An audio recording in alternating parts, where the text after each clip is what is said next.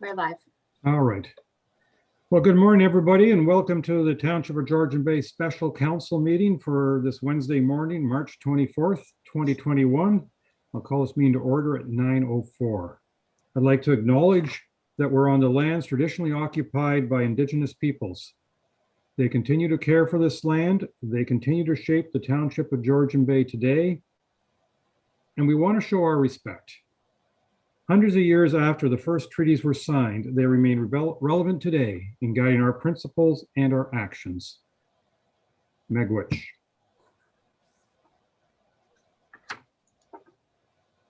Councillors, are there any declarations of pecuniary interest or code of conflict issues that anyone would like to declare? I'm seeing none, so we will move on.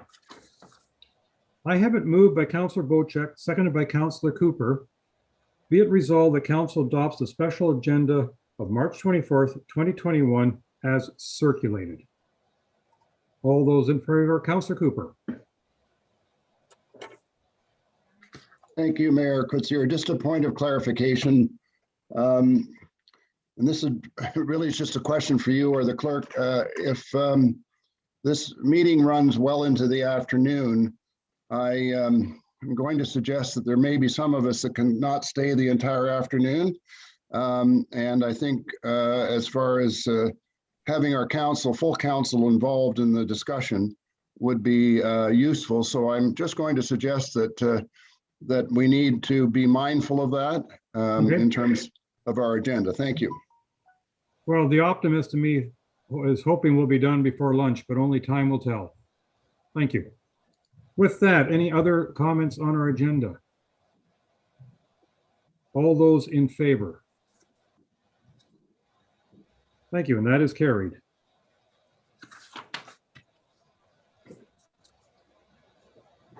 This morning, there is a public meeting scheduled for one application for exemption pursuant to Section 7 of the Township's Noise Bylaw 2018-018. Which requires an opportunity for the applicant and the persons to be heard regarding the application. First, the clerk will advise council as to when, how, and to whom notice of the public meeting was circulated for the exemption application being considered. Next, staff will advise of the purpose and effect of the bylaw and provide any other information that they deem relevant to the application. Then, the applicant will be provided an opportunity to present to council. From there, the public will have an opportunity to provide comments on the exemption application being considered. Please be respectful of time and be concise with your comments. All commentators are required to state their name for the record. After the public discussion, the public meeting will be closed. Council will then have an opportunity to provide comments for clarification. It is noted that no decision will be made today regarding the exemption application, and further consideration will be given at the next regular council meeting. I now declare this meeting to be a public meeting pursuant to Section 7C of the Township's Noise Bylaw 2018-018 to deal with the following exemption application. Oak Bay Golf Club, 67 Links Trail for the 2021 golf season. To our clerk. Notice of the public meeting were sent by first-class mail to the respective owners and properties on Links Trail, Leduc Lane, and Golf Course Road, and to those persons and agencies likely to have an interest in the exemption application. These notices were sent at least 4 weeks prior to this morning's meeting. Included in each notice was an explanation of the purpose and effect of the proposed exemption application and description of the lands to be affected by the proposed application. To our bylaw officer, Ms. King. Good morning. So today, as you mentioned, we're here to speak about a noise exemption request that the Oak Bay Golf Course has put forward. This is specifically for the use of mowers on the golf course. It has nothing to do with construction or blasting in the area. This is for they're asking to start at 6 a.m. for a 4-month period of May to August this year. In 2018, we did approve an exemption of similar detail for Oak Bay with some some conditions. In 2019 season, we didn't have any more concerns or issues in regards to noise before 7. In the 2020 season, we received one complaint for Oak Bay Golf Course starting the mowers before 7 a.m. This complainant was from within the community of Oak Bay. Bylaw officers spoke with the golf course, who said they would try and change their operating and tea time schedules to make sure that they were after 7 to start, and planned to come for council for an exemption. So in February 2021, Jason Bennett, the director of the golf course of Oak Bay, came and asked for this exemption. So that's what brings us here today. That makes sense for everybody.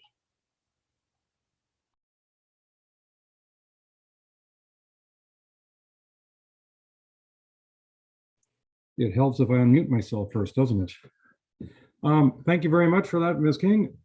I believe next we have the applicant wishes to make a presentation. Is that correct? I will leave that. I'll hand it over to the clerk to make the arrangements.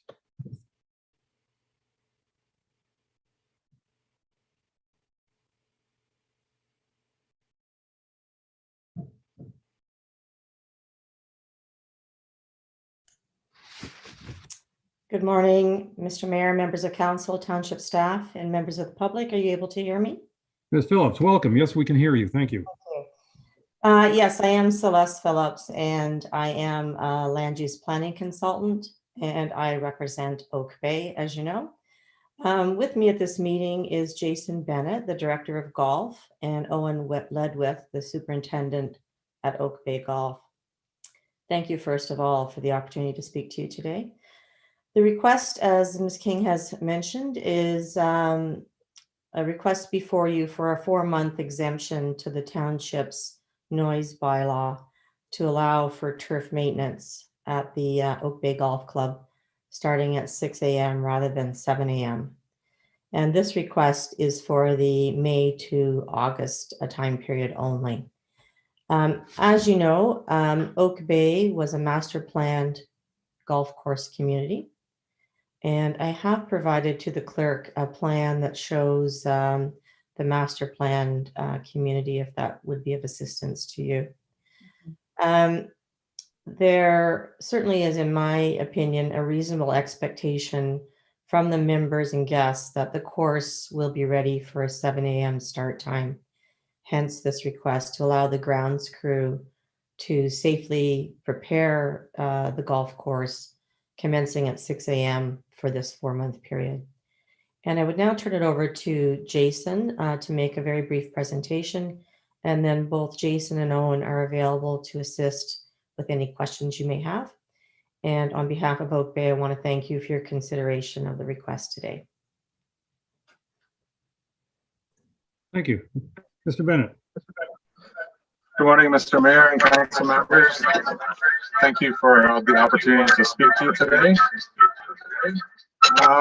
Just following up on some of the previous comments. Excuse me, Mr. Bennett. You're coming through with quite a severe echo. Yes. Are we okay now?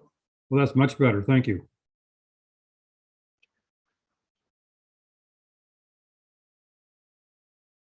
Am I okay to go ahead now? Yes, please. Okay, sorry about that. So we are at this point, sorry, I just wanted to go over a couple of quick points. I don't want to take a lot of time. We appreciate the opportunity to speak, and of course, Owen Ledwith is the superintendent, and as mentioned, we can answer questions as necessary. So I just want to read briefly what I put together.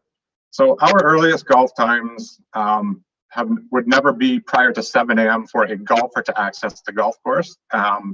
This is the reason we ask for 6 a.m. for turf crew to start, as this gives the chance for our crew to cut and be out of harm's way. It's as much of a safety issue as it is anything else. Gives them the safest work environment possible. We also believe it is a benefit to our members and guests of Oak Bay, as it provides the opportunity for them to enjoy physical activity in an efficient and uninterrupted manner. An early start also allows people to finish prior to the hottest parts of the summer days, so some people choose to do that. In addition, within the community itself, there are many people here who are members of the golf course, as well as boaters who have their boats at the marina. And there's certainly people that like to be able to enjoy the golf and then spend time with the family on the boat later in the day and be done their golf earlier. Also, so the golf course operated from 2011 through 2018 without any issues whatsoever. And then this is what Ms. King brought up. In 2018, there was something brought forward, and that was specifically from some residents on Leduc Lane. It was suggested that we work something out, that each group sit down and talk with each other. We did so, made some arrangements and some changes to the way we would operate on a daily basis. And from that point on, we believe that we've been a good partner in that way. We've done a few extra things that were requested, including some plowing, clearing of walkways to allow them access to some of our trail systems that have been cleared at the time. And we basically are striving to continue that relationship, which has been a positive one with that group. And then, as mentioned, the issue we know came from within the community this year. So we just feel that one of the main things is when people purchase on a golf course, that there'd be an expectation that most golf courses do open fairly early. In fact, between Owen and I and our 40+ years experience, neither of us have ever had an issue at another golf course in terms of a noise bylaw, and both of us have actually worked on properties that do have houses right on the golf course, and it has not been an issue in the past. We have heard from many residents, and I believe there may be some at this meeting and attending today that may have some comments or have reached out to council and expressed that they do not feel that they suffer any negative impact from our mowers starting at 6 a.m. and that it's important to them that they are able to enjoy the golf course as early as 7 o'clock if that's what they choose to do. They chose to move here knowing it was a golf course, and they've chosen that lifestyle and want to be able to get the most out of the golf course that they're paying to be a part of. One other thing is we're currently in the planning stages for a permanent structure for housing of our turf equipment, which is on Leduc Lane.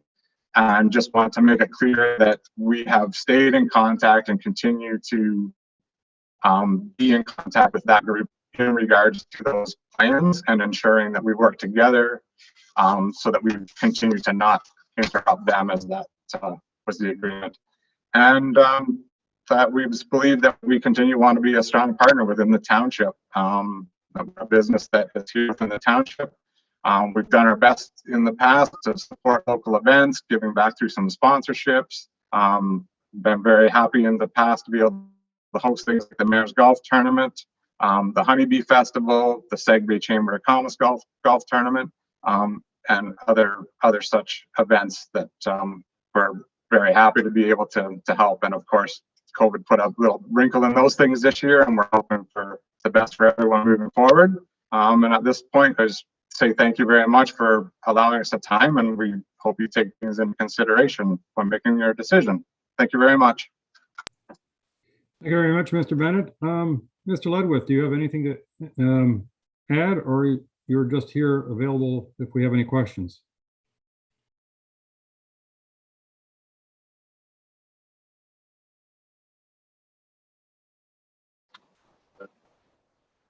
Sorry, I think I am unmuted now.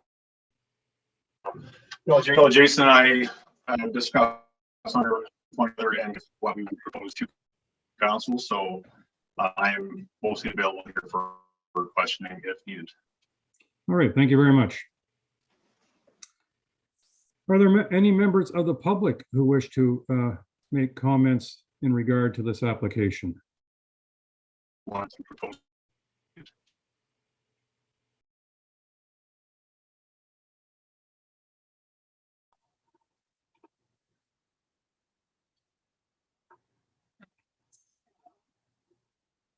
Ms. Way, I'm gathering you're doing some moving over at this point. Yes, I'm just trying to match up.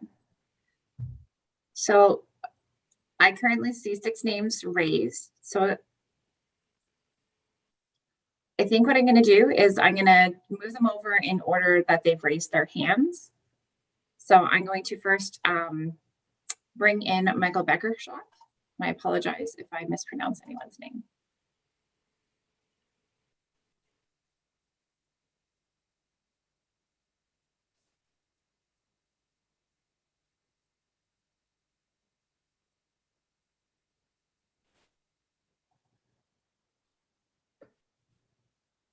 Okay, Mr. Beckershoff, Good morning. the screen is yours. All right. Good morning, everybody. Thank you for your time. Just a couple of points of clarification. So the golf course did expand, and it used to be a lot further away. Now the holes are a lot closer to Potato Island Road as well. So it should be Leduc Lane and Potato Island Road. We've worked with the previous manager, Kier and Owen, and as they said, they stated they started their maintenance on the other side, and for the last 2 years, everything's been working really well. We were surprised that the issue came up again this year. So one suggestion we do have is that whatever the agreement is, maybe we could make it a permanent agreement so that it doesn't get raised every year and take up council's time. But just for, the last 2 years, we've had 0 complaints. The golf course has addressed all our concerns from the community. And that's all I have to say for today. Well, thank you very much. Ms. Way, are you going to be removing folks, or if there's any questions of each presenter, do you want the council to ask them after each presentation? Sorry, if you have any questions for Mr. Beckershoff now, I suggest Okay. you ask now, and then I will move him back. Okay. Councilor Bocek. Thank you, Mr. Mayor. I have a few questions for Michael. Michael, I believe we've met. I've come over to the neighborhood and canvassed some of the neighborhood. Correct me if I'm wrong, you're not a resident of the Oak Bay community. You're a resident off Leduc Lane and Potato Island Channel, correct? Yeah, I'm on Potato Island Road. Right, and Leduc Lane is where Oak Bay currently has their maintenance complex, which is a fair ways away from the Oak Bay community, but right next door to the residents of the Leduc subdivision. So obviously that's where all the equipment is held up first thing in the morning. And so you don't have any reservations about the starting time that they currently have? So what's happened for the last 2 years is the equipment has been placed on the golf course in a different location. So we don't hear the startup in the morning. We don't hear them at any time before 7 a.m. That's, quite frankly, when they come over and the workers are having their coffee, we can hear them chatting. It's right next door. And I'm over on Potato Island Road. There's houses that are like directly adjacent to the service yard. So they've moved their operations to start on another area of the golf course for the past couple of years, and that's worked out very well. And as the gentleman, I think Jason, mentioned, that once they build their building, they're going to, start up their equipment and roll out to wherever they have to start, but they're not going to be doing their active maintenance before 7 o'clock on this side of the close to the residential areas here. That's great. Thank you for your comments, Michael. I appreciate it. Okay, I'm not seeing any of the other hands raised. So thank you very much, Mr. Beckershoff. We appreciate your input. Thank you very much. I would like to ask Darcy Arthurs to speak. Mr. Arthurs? Okay, can you hear me? Yes, we can. Thank you. Please go ahead. Good morning, Council, Mr. Mayor. I just wanted to show my support of the amendment. I am a resident of the Oak Bay community and actually within the Woodlands part of the community, and I do back directly onto the golf course about, well, I guess I'm looking at it right now, about 20 feet from the 14th and 15th holes. I am an avid golfer and boater, and I did move to this community 7 years ago with the purpose of doing both of those activities during the summer. I did send in a letter of support for the amendment, and I just wanted to say that two short comments. I do not have any issues with the turf activities in the morning. We hear it. It's what we expected when we move in here. It's not an unusual sound, and I would be greatly upset if I had to move my tea time from 7 to 8 or 8 till 9 in the morning. As you can imagine, if it shifts by an hour, all of us will be shifting by an hour or more, as people like to get out early in the morning to golf. And the only other comment I would make is that I find it quite unusual, if not amazing, that this continues to be an issue. My understanding is that this has been a golf course here for well over 50 years, long before Oak Bay decided to develop here. Sunny Lee Golf Course was here. I've golfed with members who live on properties here who caddied as children for the original golf course, and I can't imagine that we would not have anticipated that we would have turf operations cutting the lawns, and I'm sure that's been going on for well over 50 years. So those are my two comments. Obviously, I'm in support of the amendment. Thank you. Thank you, Mr. Arthurs. Council, any questions? I'm seeing no hands raised, so your message has been received. Thank you very much again. Thank you.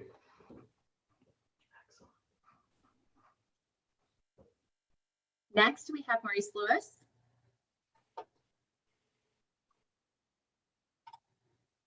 Mute. Oh. There I am. Okay, all right, Mr. Lewis. Thank you. Yes, my name is Mo Lewis, and I live at 40 Masters Crescent in the Oak Bay development. We currently back onto the 18th fairway, and we've been living here since 2016. We have also purchased a lot, and that is going to be on the second hole, just backing onto the second fairway. I did submit a letter of support to the township, and I just wanted to say that in addition to our support, I do like the notion of it being done permanently, so that again, this isn't occurring on an annual basis. So that's all I have to say, but I just wanted to make clear that I'm on the course, and then I will be impacted in the new location, because the second hole will be maintained very early in the morning. Thank you. Thank you very much. Council.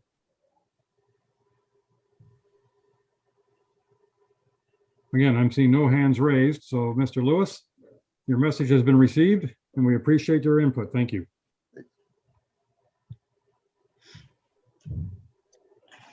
Next, I ask Robert Young to speak. Mr. Young. Can you hear me? We can. Thank you. Thank you. Good morning. Thanks for the opportunity to speak. My name is Rob Young. I'm a resident at Oak Bay. I live at 38 Masters Crescent. I back onto the 18th hole. I've also submitted a letter of support. My wife and I moved to Oak Bay because of the golf course. It's important to us that the golf course is able to operate in such a way that it's successful. Obviously, we have a vested interest. To that end, it's our opinion that in order to be successful, the course must be maintained effectively, and an early start to the day is crucial when operating a golf course. I've worked at a golf course, did the morning crew in Burlington at Dragon's Fire Golf Course. I understand the importance of the early start for the greens crew, as well as the daily golfers. I believe that my support for the bylaw exemption is shared by the majority of homeowners in the community. And that's it. Thank you. Thank you very much. Council. Councilor Wojcik.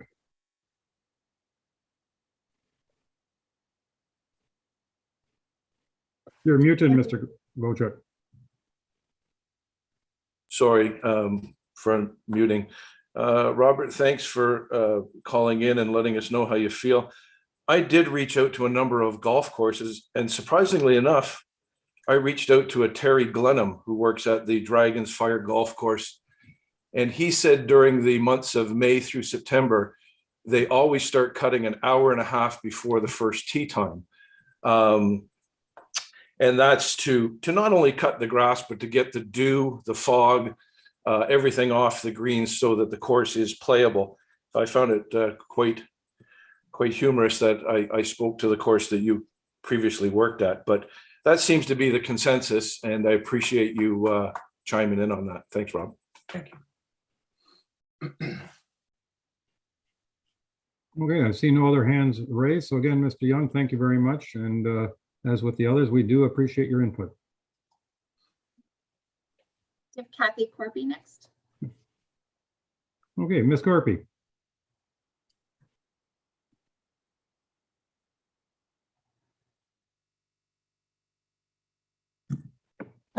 Hi, sorry, I was trying to unmute.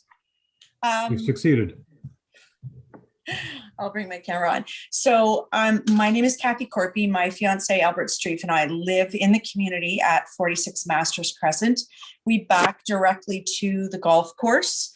From a residential standpoint, I echo the same thing that Mo and Rob just shared. But I also have another unique perspective to share, and that is the fact that I sell probably 99% of the resale real estate in the community. And last year, sold a number of homes that back specifically to the first fairway and the 18th, as well as to the 17th, and some of them in the woodlands.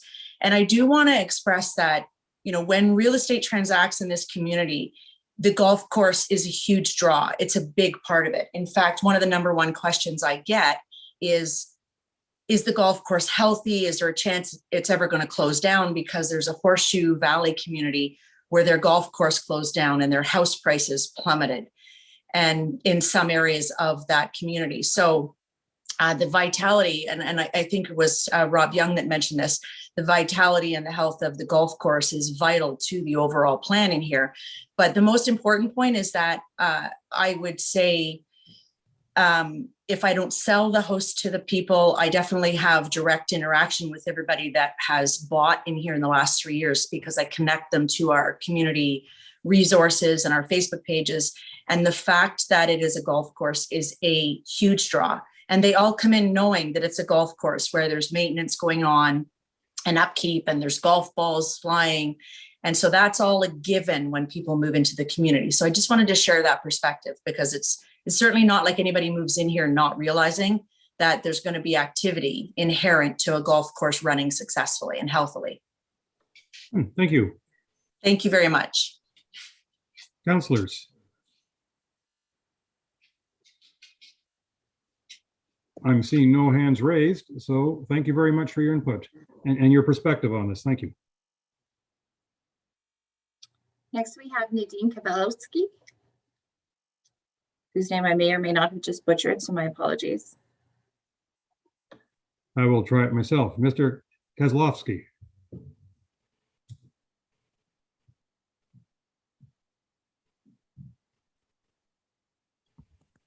Hi, can you hear me? Yes, we can. Oh, wonderful.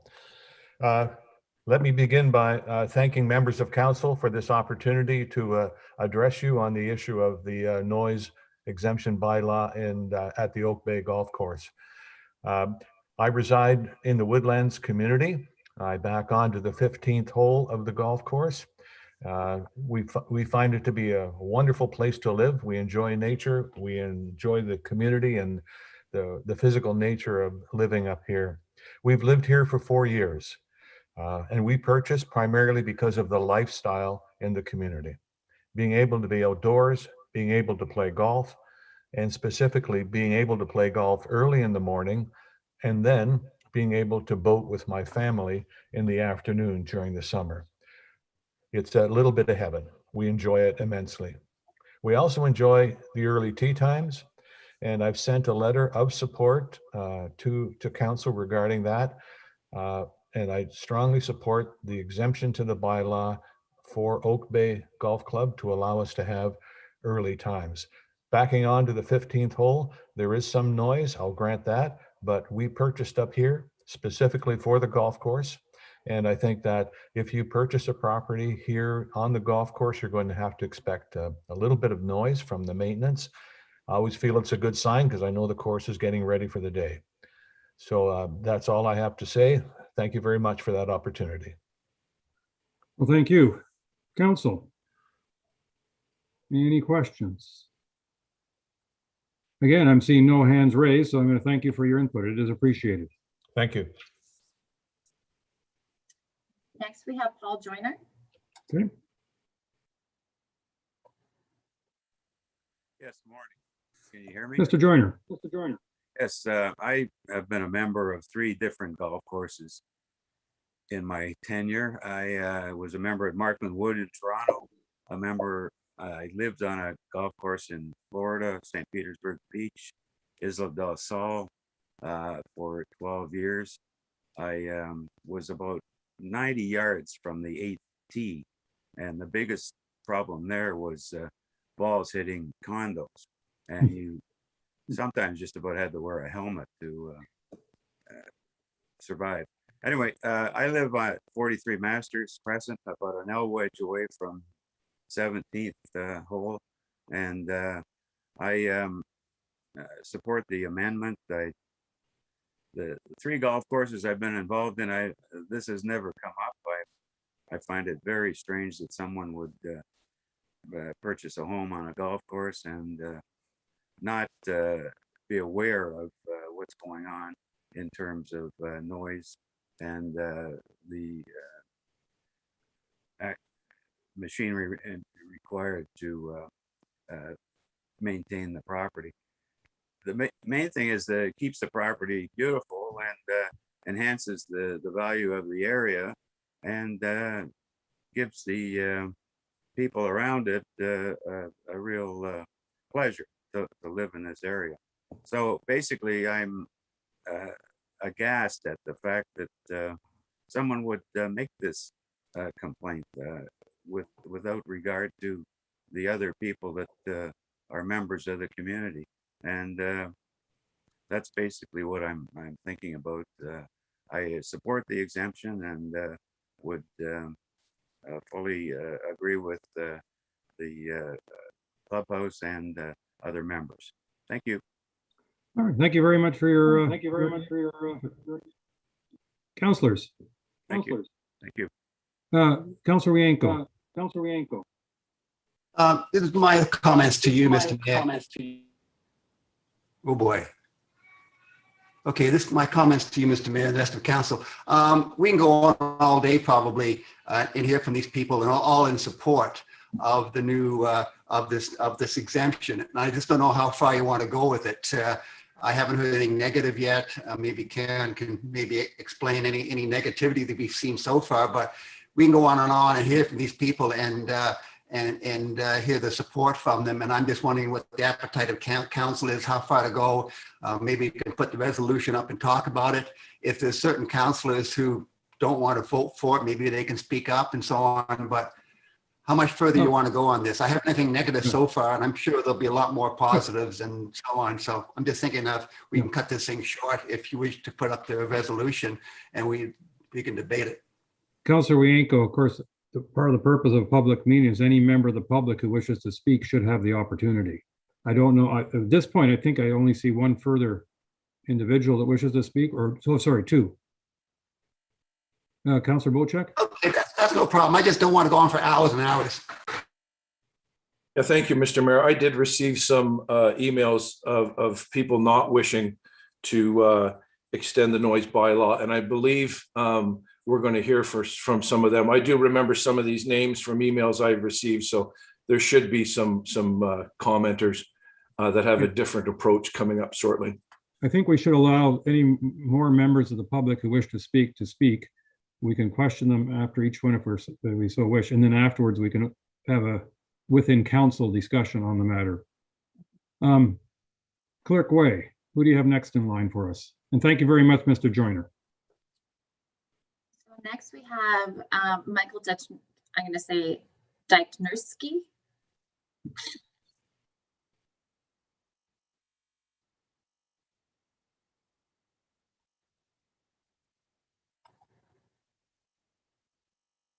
Okay. I see, Mike, I didn't get the last name. Hello, councilors. Can you hear me? Yes, could you please give us your last name? Yes, Mike Dutnerski, 32 Masters Crescent. Thank you and good morning to all. I'd just briefly like to add my support to the exemption for the bylaw.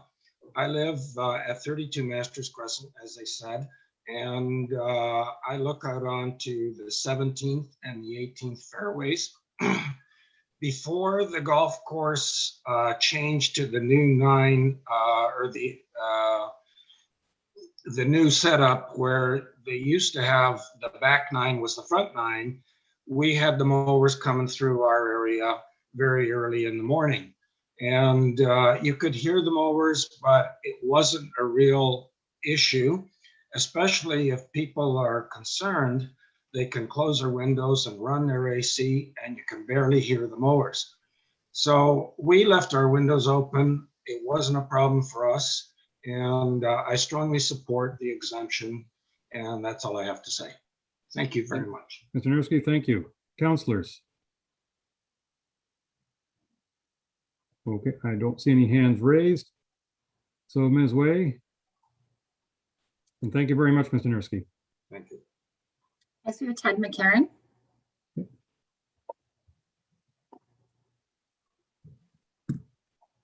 Mr. McCarron, welcome. Thank you. Mayor Coetzee, members of council and township staff, good morning.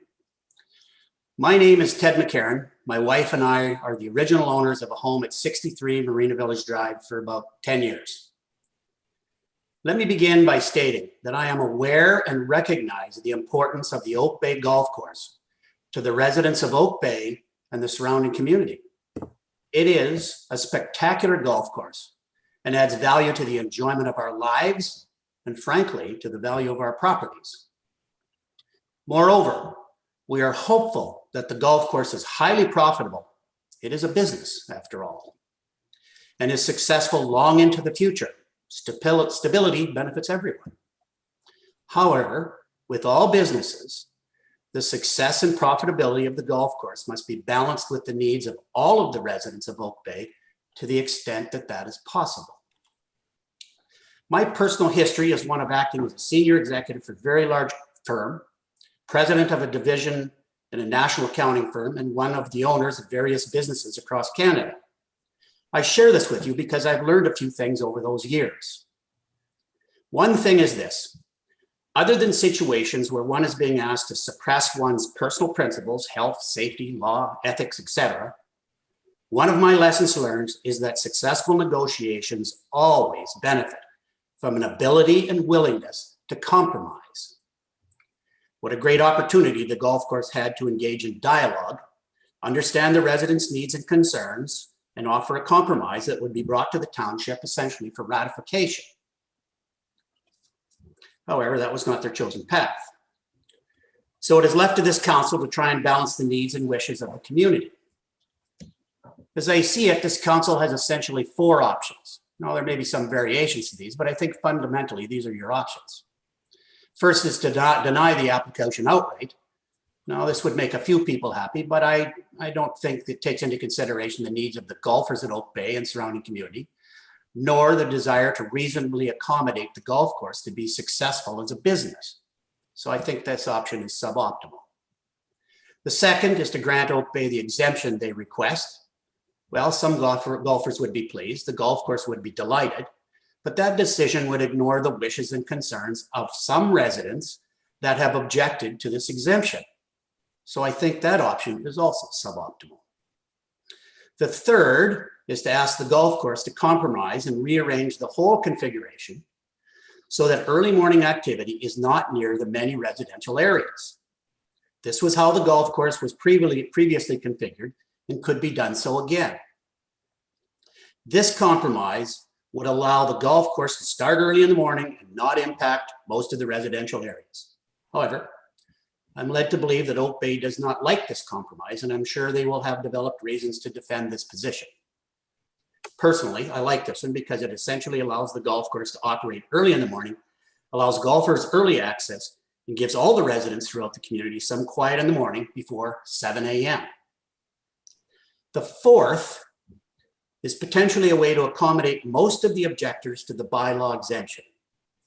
We live on Marina Village Drive and have had to suffer, okay, endure, if you like a less dramatic word, through excessive noise and traffic for the last 2 years. I am sure you must be aware, but in case not, it includes blasting, massive mining equipment, dump trucks, and huge semi-trailers up and down Marina Village Drive on an ongoing basis. There's backup beeping horns and sirens before blasting. Believe me, it is very loud and very consistent. So before they begin, which is usually around 7 a.m., there is a small window of peace on Marina Village Drive where residents can sit, watch the sunrise, listen to the birds, and generally enjoy the morning. So as a compromise, if you are to grant the exemption, please give those residents on Marina Village Drive that 1 hour in the morning. If the golf course stayed off hole number 2 and number 16 until after 7 a.m., the residents and the golf course would both make a small compromise, and most of the residents would get something of what they want. I like this one less than the last one, but I think all of the residents on Marina Village Drive would feel accommodated and grateful. Perhaps this accommodation could be revisited in 2 or 3 years' time once the marina construction has been completed. Well, there you have it, at least from my perspective and the residents that I speak for on Marina Village Drive in Oak Bay. Thank you very much for your time, unless there's any questions. Ms. McCarron, thank you very much for your input. Council, any questions for Mr. McCarron? I'm seeing no hands raised, so we appreciate your input and your very specific request as part of number 4. Thank you for that information. Ms. Way, is there anybody else remaining who wishes to speak? Yes, we have one more hand raised, Bruce Dunstan. Okay, thank you.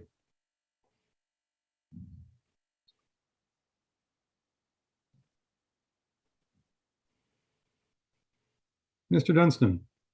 Hi, I've been on the call and I have been listening, and I want to thank you for the opportunity to say a few words.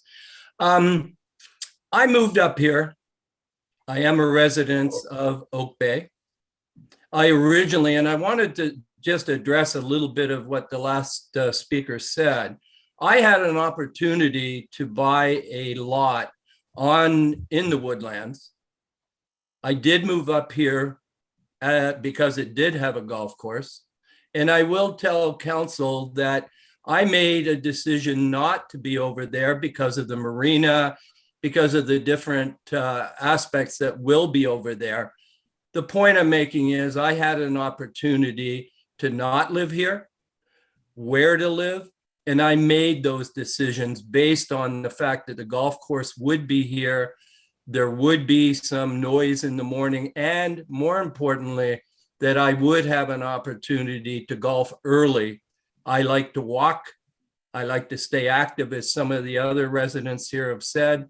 So I just wanted to end it by saying I had an opportunity to live in different areas of this community, and I chose to live in an area where it's just the golf course. So I'm babbling, but I just wanted to add that I had that opportunity. Thank you. I don't think, Mr. Dunstan, you made it clear where you stand on the possible exemption. I stand for the exemption. I think that Owen and Jason and the people of Oak Bay are very happy with the way the golf course operates. So definitely I want an exemption. Thank you. Thank you, sir. Councilors, any questions for Mr. Dunstan? I'm seeing no hands raised. Thank you very much, Mr. Dunstan. Your worship, we have a request for a member of the public to speak a second time. Do you wish to entertain that? I don't, if they have additional information to provide, if they're just going to, we might as well. I mean, but I don't want a second round. So I'm looking for additional information.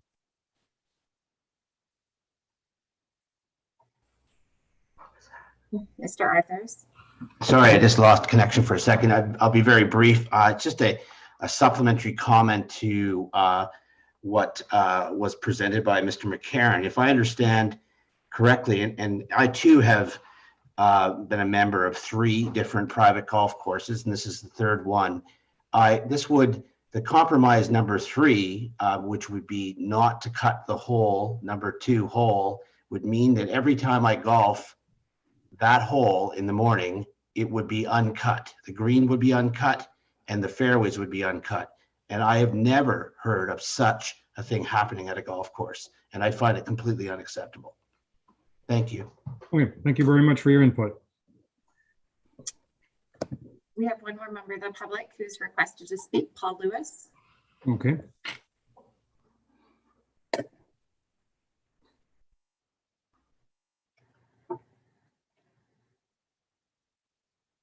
Mr. Lewis.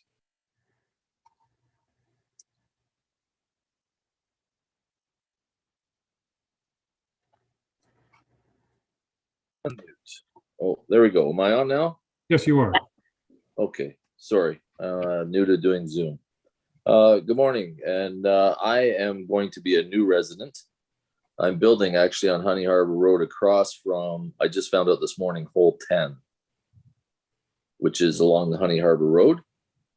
So I'm not in the actual golf course, and we are not golfers. We bought knowing that it is a golf course and that there are balls flying by. You may know Peter Tater, who has built beside me, and as a real estate lawyer up there. We're moving up from Barrie.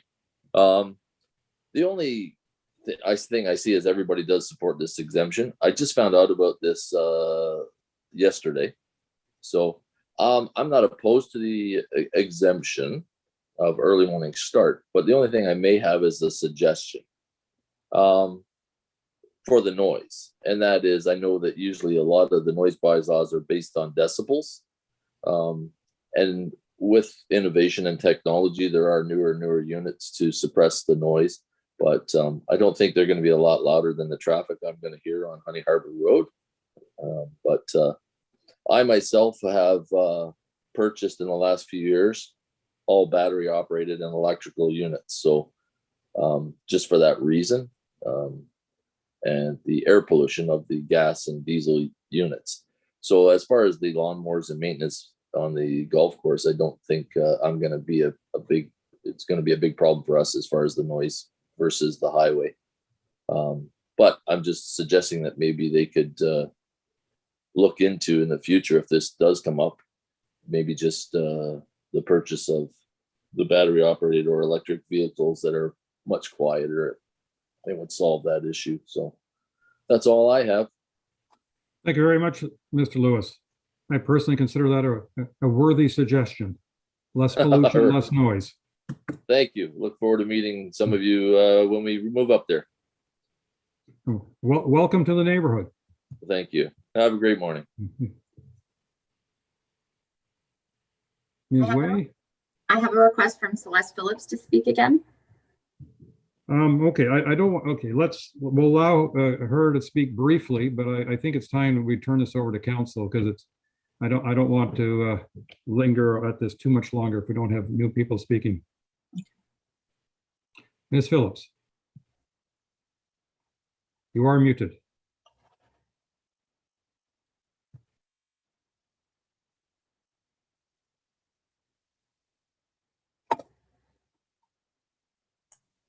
There we go. Thank you, Mr. Mayor, members of council. I'll be very brief. I just wanted to address the preferred suggestion by Mr. McCarron about rearranging the golf holes so that there are no golf holes near any of the houses. And I just wanted to remind council and members of the public that there are multiple phases to the Oak Bay development. So if you look at the master plan, which I think has been distributed to you in advance of today's meeting, you will see that each of the different phases of development is backing onto a golf hole. So it would be a situation where it's not possible, in my opinion, to reconfigure the golf course such that there are no holes near any houses, because in fact, the different phases of the development all back onto different golf holes in Oak Bay. Thank you. Thank you very much for that clarification.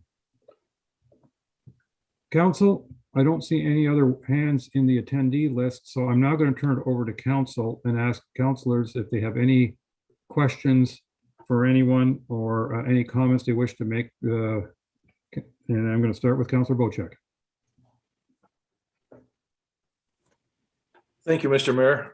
Obviously, this has been a great concern of mine, being that Oak Bay Community and Golf Course is in Ward 3, which I'm the councillor for. Some of my work in the past couple of weeks has been to get involved with the Oak Bay community, speak to residents of Oak Bay. My emails have been certainly lighting up, but from my perspective, Oak Bay is a very valued business in our community. They do support a lot of community events, including golf tournaments that support the GBGH, the RVH in Barrie, many charities, and those tournaments start early in the morning, and the grounds need to be kept and mowed in order for these tournaments to be successful. I do not live in the Oak Bay community, yet I do live on the 10th hole. A lot of residents of Port Severn live adjacent to this golf course, and the 10th hole is about 300 feet from my front deck. I'm an early riser, up at 5 o'clock. I have my coffee. I listen to the lawnmowers. It's not that bad. I love the smell of the fresh cut grass, and know that, at 7 o'clock, we start to see the carts rolling out and the golfers are out there enjoying the day while it's still cool out. So I'm going to be in support of this resolution and granting this. And I do agree with a lot of the members of the Oak Bay community to revisit this every year is not something I have an appetite for. I've phoned 27 golf courses. Coastal Georgian Bay from Seguin all the way around to Collingwood. And it is very consistent that golf courses start early in the morning, a lot of times before sunrise, to prepare the course. When you choose to live on a golf course, I think you have to expect you're going to hear a lawnmower. And there's really no way around it. And the feeling of most of the people that have weighed in this morning is that, well, maybe they wouldn't enjoy having a lawnmower every morning. They live with it. It's part of the golf course. It's what it is. So I'm going to support the resolution to extend, and I really agree that we don't need to revisit this every year. I'm going to ask on our staff to have a look after this and see if they can bring us back a report saying a 5-year renewal, a 10-year renewal, or just grant them a permanent status of an exemption for 1 hour in the mornings for the 4 months that the golf season is on.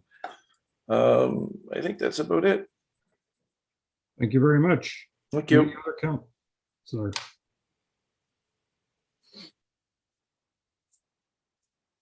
Councilor Jarvis. I'm going to apologize because my connection seems to be very poor this morning, even though I'm in Toronto. You think it'd be great. I do have a question saying that Karina, I may have missed something at the very beginning here. Is this just a continuation of what's been going on here for the last few years? We're just renewing something, an application that we've been renewing, was it every year, I guess, or every 2 years? So according to the noise bylaw, you can only use this exemption for a 6-month period. We had the exemption request in 2018. 2019, there was no problems. 2020, this is what started this application. So I would have to confirm with Karen, but I would assume if we wanted to make this a permanent thing, we would have to make an amendment to the noise bylaw and just add that in, that the golf course can start at 6 a.m. for their mowers. So they've been doing this, the 6 a.m. start has been normal for them for the last, I don't know how many years. I believe so. You cut out a little bit, but it has been normal. Yeah. Oh, if I can just add a further question, perhaps, was there a noise bylaw in place prior to 2018, or was that the first time we had one? The previous one was 2012. So yes, there was one in place before. Okay, thank you. Councillor Douglas. Good morning. I too missed a little bit at the beginning with internet issues as well. So I may be asking a question that's already been asked. This noise bylaw, will it also encompass the constructions that's going on with the phases over there, or is it strictly for mowers for the golf course for upkeep? This exemption is specifically for mowers. That's the only I just nothing to do with blasting or construction. all right. Thanks for that, Karina. I just want to make sure I read all that correctly. Thank you.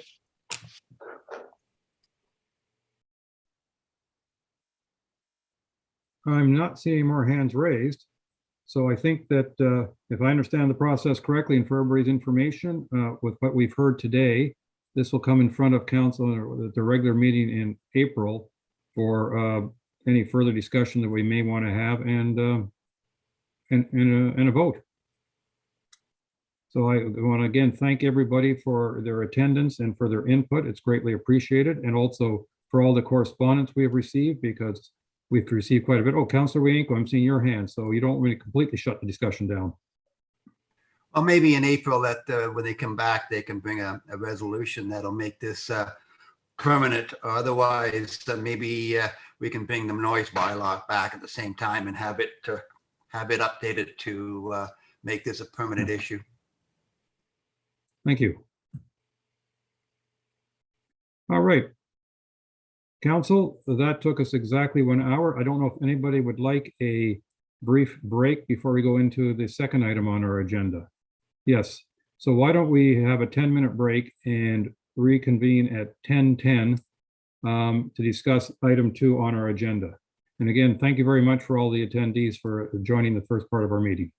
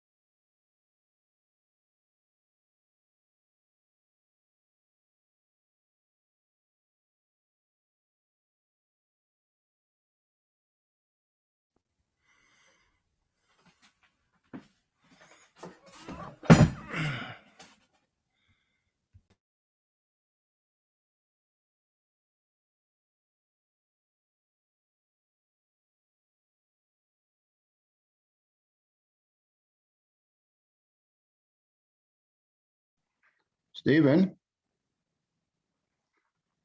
Stephen?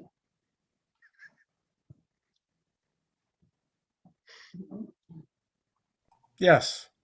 Yes. Oh, okay. Peter. Your picture behind you, that's not live, is it?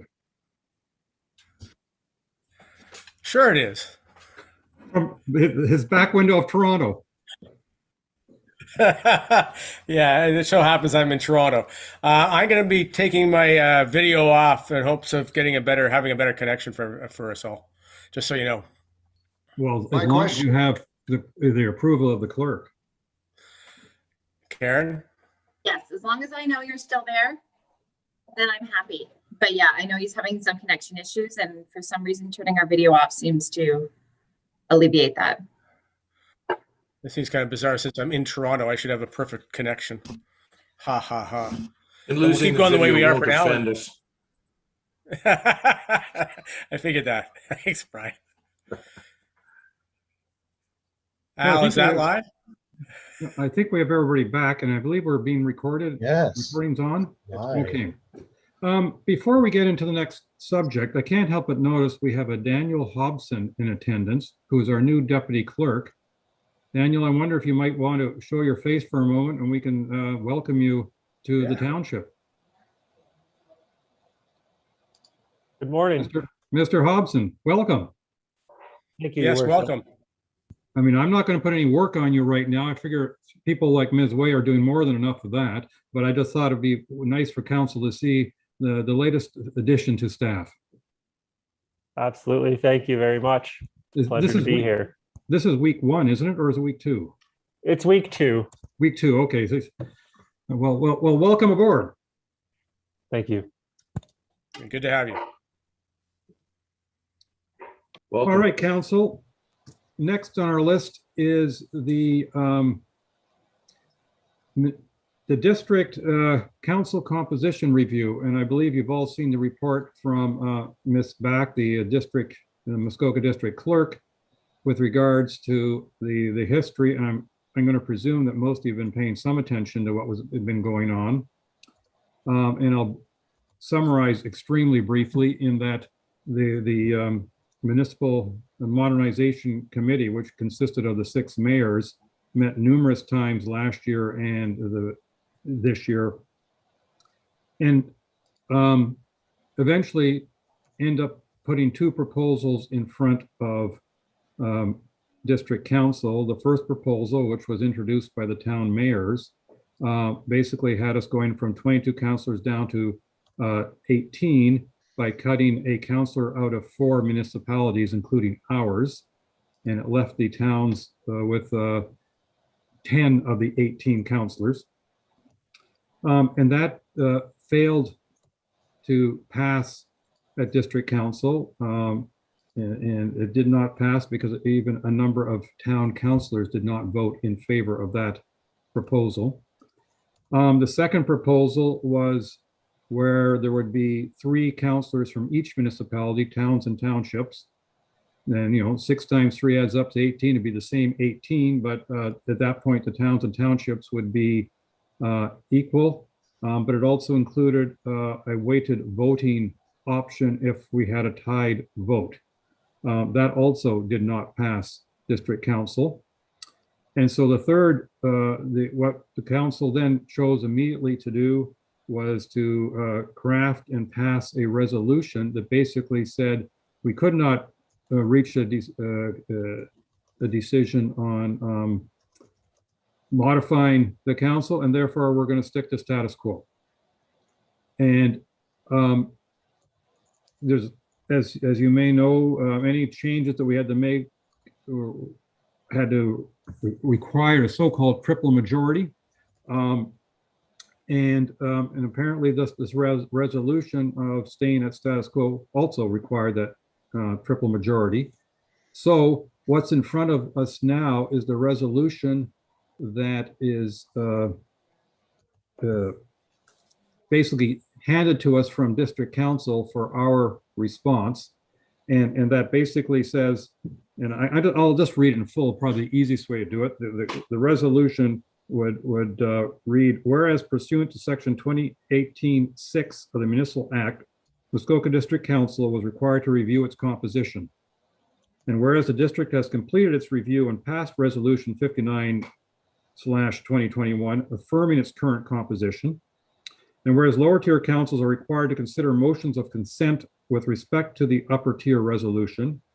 Now therefore be it resolved that the Council of the Township of Georgian Bay endorse District Resolution 59/2021.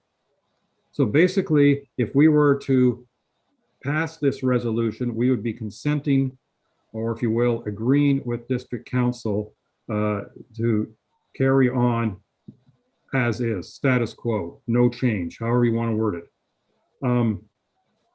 For your information, I did not vote in favor of this resolution when it came in front of District Council. That's a matter of public record, so you know where I stand on it. And I think at this point, we can discuss whether we as a township wish to support that district resolution or not. Councillor Wienko.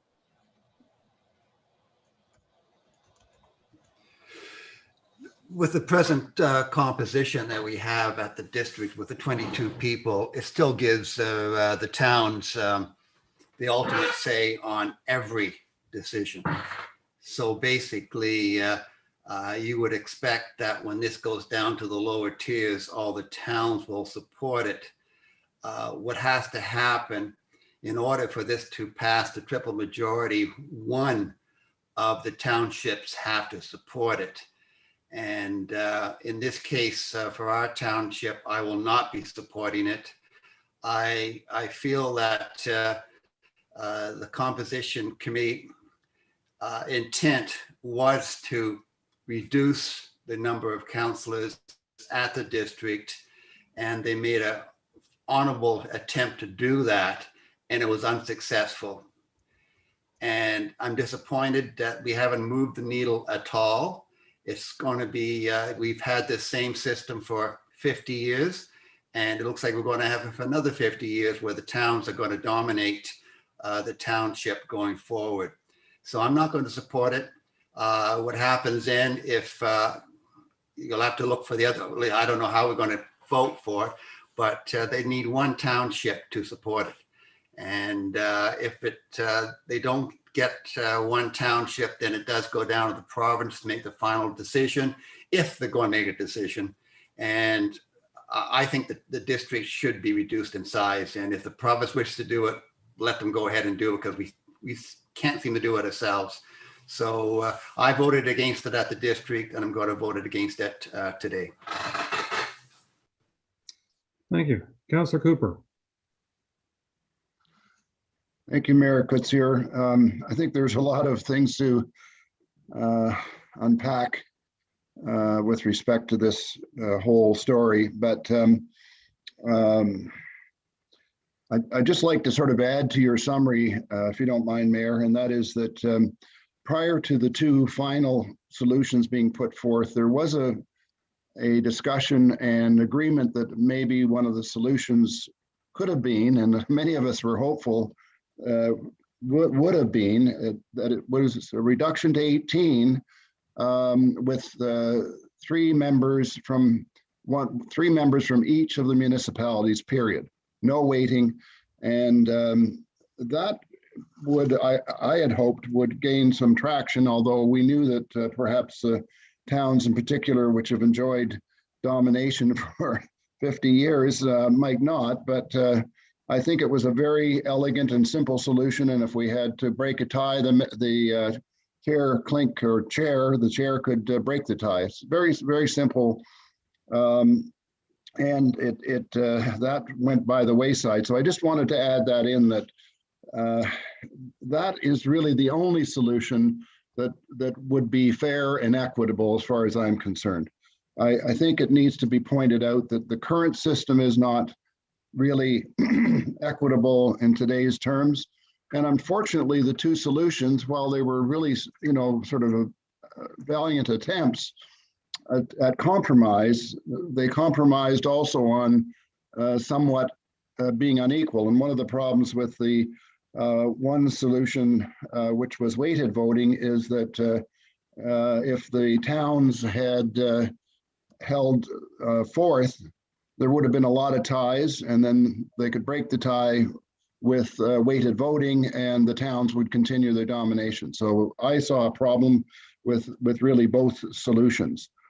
I don't really support the way it is now, and I think maybe that's going to send a message, and I think maybe it's a good message to send to the district and to the province as far as the township as Georgian Bay is concerned, because frankly, some of us believe that we might be better off outside of Muskoka, and one of the ways to get that message across would be this sort of turning this down. We do have other options in front of us, and one of the things that I wouldn't mind seeing added to this is that before the district enters into an examination of this again, it would be very useful for our resolution to say that we need reliable population numbers, and we don't have them. We've had the second home study, and some people will say that that's pretty accurate, and it's certainly been consistent. The Environics numbers that were done by the district, frankly, played well into the hands of the towns, I should say, but frankly, there were some anomalies that just were hard to believe, such as Huntsville's population going from 28,000 to 32 or 3,000, and Muskoka Lake's population dropping from 34,000 to 30,000. It just didn't add up. And so, you were counting cell phones, not people. And I think there was some real problems with some of the statistics. I think there was also some challenges, if I may say, regarding the concept of rep by pop. Some of our district councilors believe in, that every single municipality should be equal in terms of number of voters. And whether it's the federal, provincial government, municipal government in Canada, there are lots of anomalies where basically, typically more rural environments have lower population yet still have representation, because there's a big geographic issue when you have rural versus urban. And unfortunately, the consultant that was hired by the district, Andrew Sankton, for whatever reasons, happened to believe that rep by pop is the panacea. And in my view, it's not. It's just one consideration. So there's a whole bunch of issues that have to be addressed as well. And I guess I just wanted to point out some of the issues that I see that need to be considered.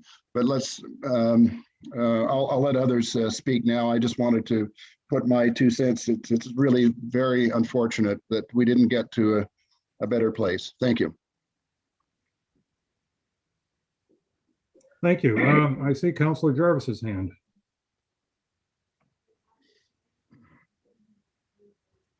I'm going to try this with a video and see what happens. I'm very much in line, thinking-wise, with Councillor Cooper. I appreciate Councillor Wienko's comments as well. I really thought this concept of equal representation across the board, which was one of those initial ideas for the 18 member council, made a lot of sense to me. In a sense, the defeat of those ideas that came forward by district was almost a foregone conclusion, considering the makeup of council. To me, it reeks in a way of, though it's not, I know, but it reeks in a way of gerrymandering, whereby certain members of a council will have sway because just by numbers alone. And I really find the whole concept rather, over the years, has been totally unequal in favor of the towns. As the towns grow, they're going to have more influence. Obviously, they're a totally different, sector of the population than what's going on in areas such as the coastal region and other more sparsely populated townships. So I really do feel that we've got to get a message over to the province, as per Councillor Cooper's comments, that we're not happy with what's going on, and I'm not in favor of this at all. Thank you.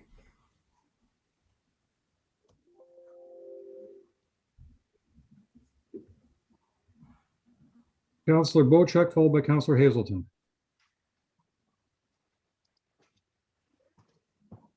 Hi, Ginger.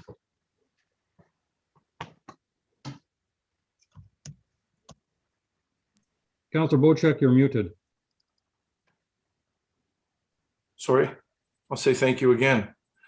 I think I would have more respect for the district if we utilized more of the district services and took advantage of the towns that seem to have the swaying vote here. We do not use their schools. We do not use their hospitals. We do not use their hockey rinks.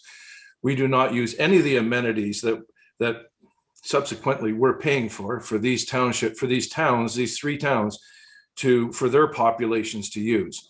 Muskoka Lakes, Lake of Bays, ourselves, we don't use, well, maybe Lake of Bays do, but the important amenities we don't take advantage of. We go outside of the district of Muskoka for our hospitals, for our entertainment. I can't remember the last time I went up the Highway 11 corridor, nor had a need to. But for the past 2 terms of council, our district councillors, Councillor Wienko and Councillor Cooper, have done an exemplary job up at the district.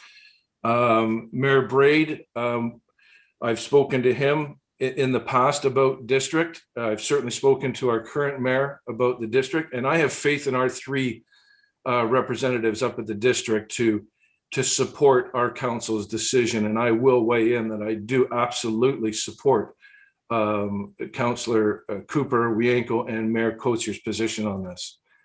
So that's about all I have to say. Trust is in you guys to move this forward. On the behalf of 3 of us, thank you. Councillor Douglas, you have not spoken round 1. Let's hear from you, please. Thank you. Well, I'm not going to repeat what everybody's already said, but I will agree with all comments that have been brought up by our councillors today. And I too agree that our 2 representatives as councillors, Councillor Wienko and Councillor Cooper, as well as our mayor, have done a fantastic job. I do support them going forward in this. I think it's very unfortunate, despite all of your efforts, that we were not able to come to some agreement in the upper tier that, we don't have equality here. So going forward, it's hard listen, I can't support what they're putting forward again. I think it's time for change. Our populations, I don't think, are being recognized for the coastal region or the inland lakes, and it's substantial. And I would agree with Councillor Cooper. I don't know where they're getting their population numbers from, but I would hope that gets relooked at some point again. At any rate, I do thank you for all of your work and your efforts, councillors, and Mayor Coetzee, but I can't support this. I also agree with most of our councillors on this. Thank you. Well, thank you. I'm going to make a proposal to all of us, and that is, I've heard from all of you.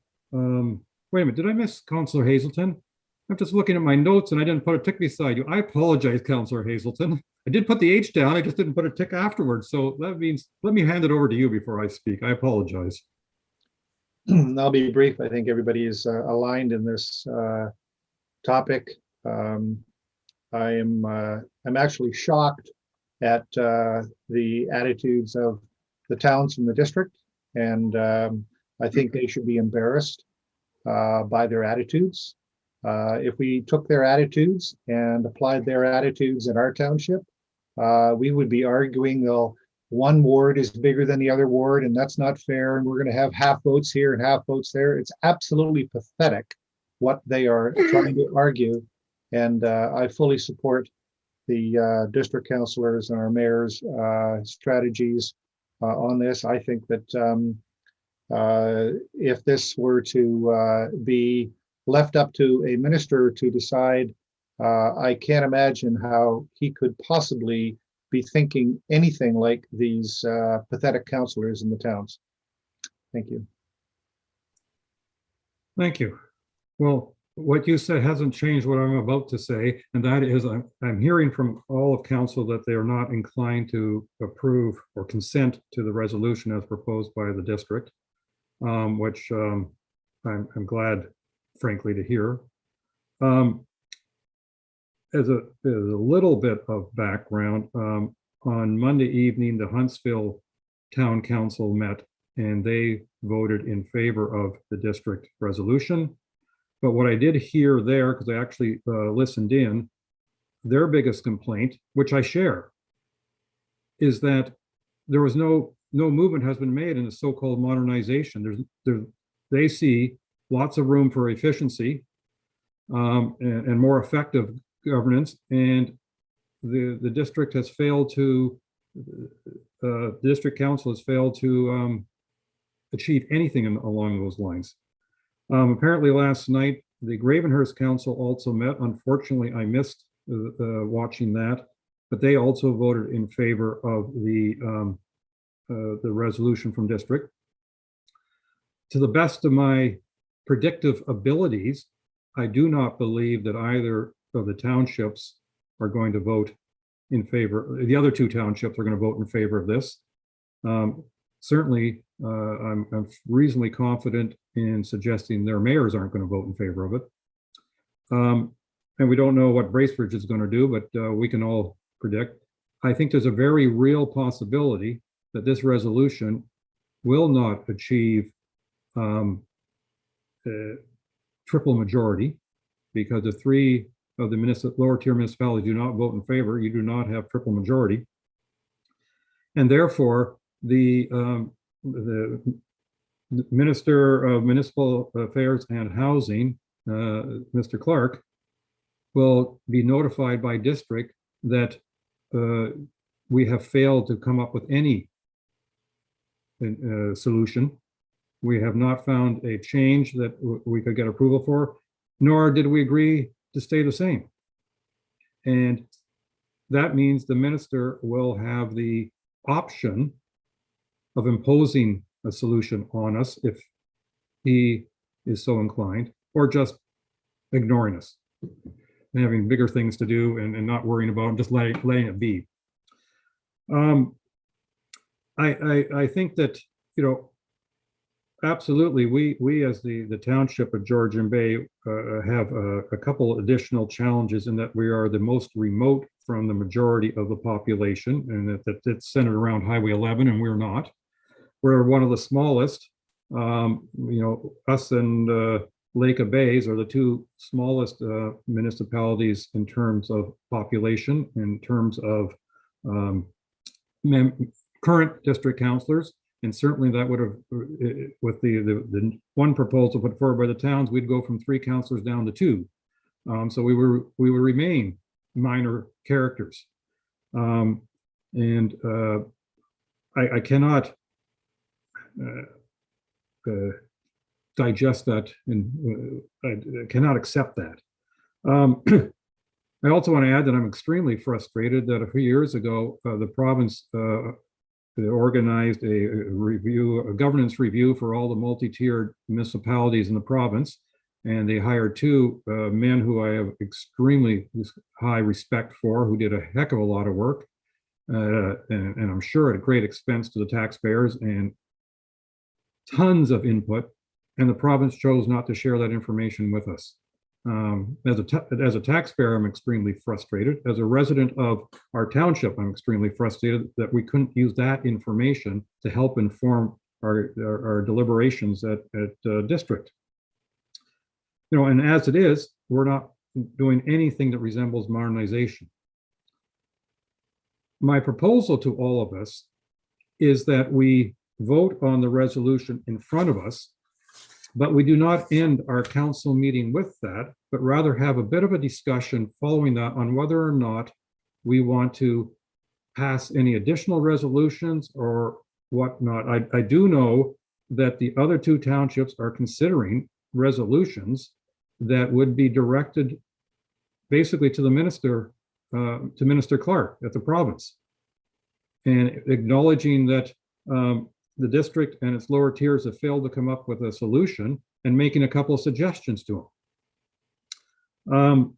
So if I can see a head or 2 nodding, what I will do is I will call the vote on the initial resolution in front of us, and then and Clerk Way can tell me whether or not we can do this without breaking the rules, because we're going to be on the same topic, but can we create a follow-up resolution, or at least discuss a possible follow-up resolution that is under the same topic. Clerk Way, can you inform me on that?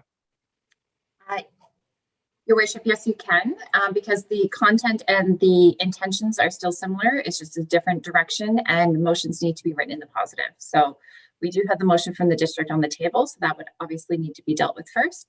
And then if there's any subsequent motions to come forward regarding this topic, we can deal with Okay, this. well, then that's what I would like us to do. So does anyone require me to read the motion one more time? It's, by the way, it's moved by Councillor Douglas, seconded by Councillor Hazelton. And this is the resolution that is required to achieve triple majority. Would you like me to read it one more time? But I'm not seeing anybody. Oh, actually, I see a thumb up. Read it one more. I'll read it one more time and then I'll call the vote. Whereas pursuant to section. We have a recorded vote. We can have a recorded vote now that you've requested it. Whereas pursuant to section 218(6) of the Municipal Act, Muskoka District Council is required to review its composition. And whereas the district has completed its review and passed resolution 59/2021, affirming its current composition. And whereas lower tier councils are required to consider motions of consent with respect to the upper tier resolution. Now therefore be it resolved that the Council of the Township of Georgian Bay endorse District Resolution 59/2021. Clerk Way, can you take the vote for us, please?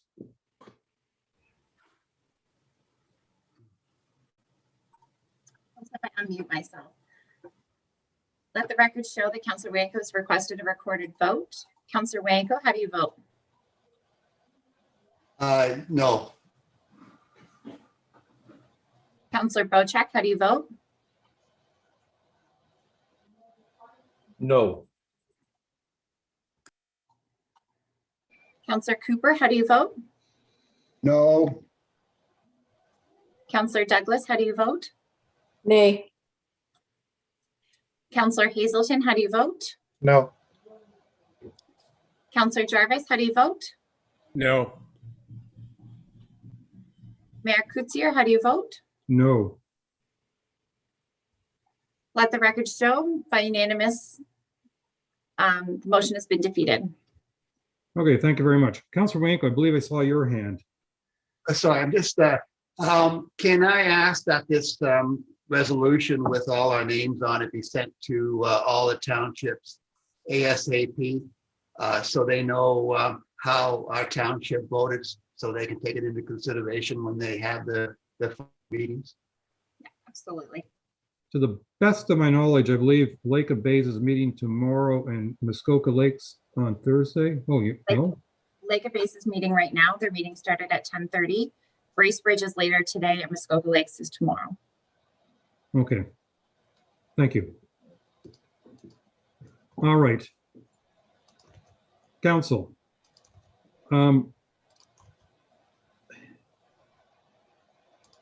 I'm going to start this conversation briefly, and then I'm going to ask everybody for input.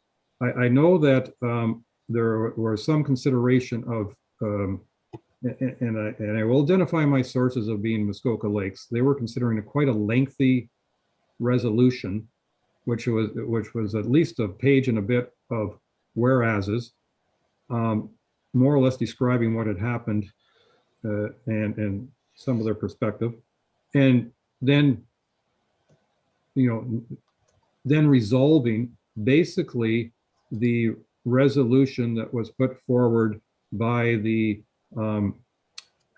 Municipal Modernization Committee, I'll call it the Township's resolution. And so it was outlining the 3 councillors per lower municipality and then the weighted voting mechanism. And quite frankly, my concern is that was such a long resolution that many people, including probably the minister himself, wouldn't read it all that carefully and just hand it over to a staff member and say, okay, what should we do anything? I'm more in favor of a briefer approach, but I would like to hear everybody's input as to how much they think we should or should not say in a subsequent resolution, or even if we want a subsequent resolution. And I'm going to start with Councillor Cooper because I saw his hand first. I think probably using the KISS method might make some sense here. Keep it simple, stupid. Only in that I think what we might want to sort of try and do is indicate to the minister that A, we haven't found a solution, B, we need a solution, and we would like to be able to have some dialogue with the ministry and minister, if the case may be, as to what might be a better solution for the township of Georgian Bay. And I know that in sort of the background, shall we say, that the minister has already heard some thoughts as to what might be done for Georgian Bay. And I think we could perhaps resurrect something like that as a go forward. But I think if we just start with something fairly simple, saying, you know, we don't agree that there's any solution with with the district, and that we would like to explore other solutions, including maybe the merits of the township of Georgian Bay being associated with the district of Muskoka. Thank you. So if I understand you correctly, you want to go beyond simply addressing council composition into a future relationship. Can I use that word? Okay. I'm wondering if we go down that road, and I'll just put this out to other councils because I want lots of input, whether we might end up going in two separate resolutions. And the only reason I put that out for consideration for everybody is right now, the specific question that the ministry asked of us is council composition. But I'm not in any way discounting the other part of your input. So I'm now going to go to Councillor Jarvis, followed by Councillor Wienko. So I'm gathering from all the conversation we've had so far that the last, when we had discussions with Clark and company regarding just our situation generally and what we would desire to have going down the road, this is all part of the province's realignment process that they were discussing a couple of years ago. So there was a report filed, but we haven't had access to that report. Is there any chance through an FOI we could get access to that report? I'm going to say in a word, no. I've asked numerous times, numerous people, can we at least get the portion of the report that's relevant to our township and our district? And the answer was always no. Interesting. Just further to that, then I'm sort of certainly leaning along the lines of the two options, because I like the idea of the 3 councillors on district council per municipality and town, so an equal vote at the table, so to speak. But I also very much in favor, I think, per conversations we had a couple of years ago, of possibly aligning ourselves outside of the district entirely, and that is, as you suggest, a totally different conversation. So yeah, maybe the 2 is a good idea, Mr. Mayor, and I don't know if they can be short and sweet. I will restrict my comments further. I don't want to go on because I don't want any resolution to go on either. I think as Mayor Councillor Cooper suggests, the KISS method will probably be the best for getting the attention of the province. Thanks. Thank you. Councillor Wienko. I think we should just concentrate on the composition issue today. And I think in the resolution, I think we have to explain to the ministry that we have a unique township and that we require 3 members to be represent our township and indicate that we do have the Georgian Bay community and we have the inland community and of course the mayor and so on. So we are unique from other townships from that point of view. So I think that should be mentioned in the resolution, and that we also want equality at the district. And just leave it at that. Equality and 3 members is what I would suggest be in there, and we won't go any further than that. All right. Not seeing any hands at the moment. Ms. Way, as you know, I was drafting up possible resolutions, but I don't know if you're allowed to present what I did while I'm chairing, because I'm not putting it forward as a resolution, but as a discussion paper. I don't want to break the rules as we have this discussion going on. I would make the recommendation, since you are the person who drafted this motion, that you would step down as chair. If someone else is willing to be chair, I'm not sure if anyone else here would be willing to move a motion if they haven't heard what it is. No, that's fair enough. I'm wondering then. I don't think we should present it. You can't present it while you're still chair. I'm wondering if I could ask Councillor Wienko, the chair of the meeting at this moment, so that Ms. Way could present the draft that I put up with, which, by the way, when I'm presenting it, I am fully open to it being modified, changed, added, subtracted. I just want to get I just think it's easy if you have something in front of you to criticize it than not have something in front of you to criticize, if you know what I mean. Councillor Wienko, would you be willing to chair the meeting for the next little bit? Sure, no problem. Thank you. All right, then I'm going to request as a member that what I drafted be shown to everyone.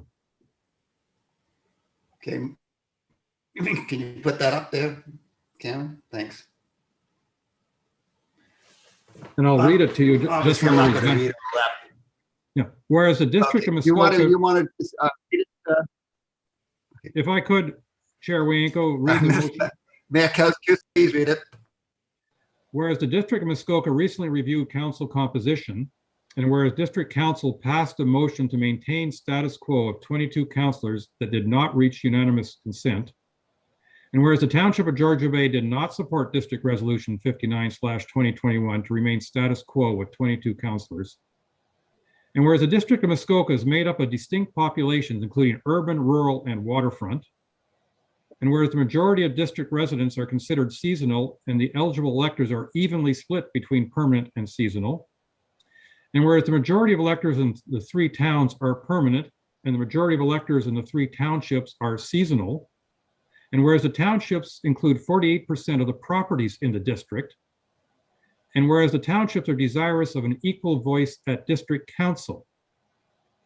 Now therefore be it resolved, the Township of Georgian Bay requests that the Minister of Municipal Affairs and Housing exercise his powers to implement change at the District of Muskoka that will establish balance between the towns and the townships and encourage collaboration and consensus building between all residents of the district by requiring, 1, that the district council shall consist of 19 members comprised of the head of council and the mayor of each lower tier municipality in the district, and 2 members elected by wards from each lower tier municipality, and 2, that the district chair shall be appointed by the members of district council. And my intent with this, and I'm absolutely open to modifications or change, my intent with this was to try to impress upon the minister that having the towns and townships equal at district would be a better reflection of the population that we have within district. With that, that's my bit. I'll hand it back to the chair. Councillor Cooper. Thank you, Chair Wienko. Just one, with respect to the resolution, I think it needs to read, and 2 councillors elected by either ward or at large. Because if we just stick, in our case, we're happy with wards, but I think if we're talking about the district in general, there are some of the towns, I believe, are all elected at large. So an and or kind of thing was one suggestion I had. And I guess in terms of dealing with the specific issues at the moment, this gets the message across. It is pretty long, mind you, but I don't know whether we can figure a way to make it shorter. The other thing I would like to point out is that maybe the way we move forward on sort of the second phase of what I was discussing is this will gain if this goes through and effectively the towns take one position and the townships take another. It will get the attention of the minister and I think to a certain extent, and maybe that will provide us with the opportunity to discuss the merits of the township of Georgian Bay being involved with the district at all.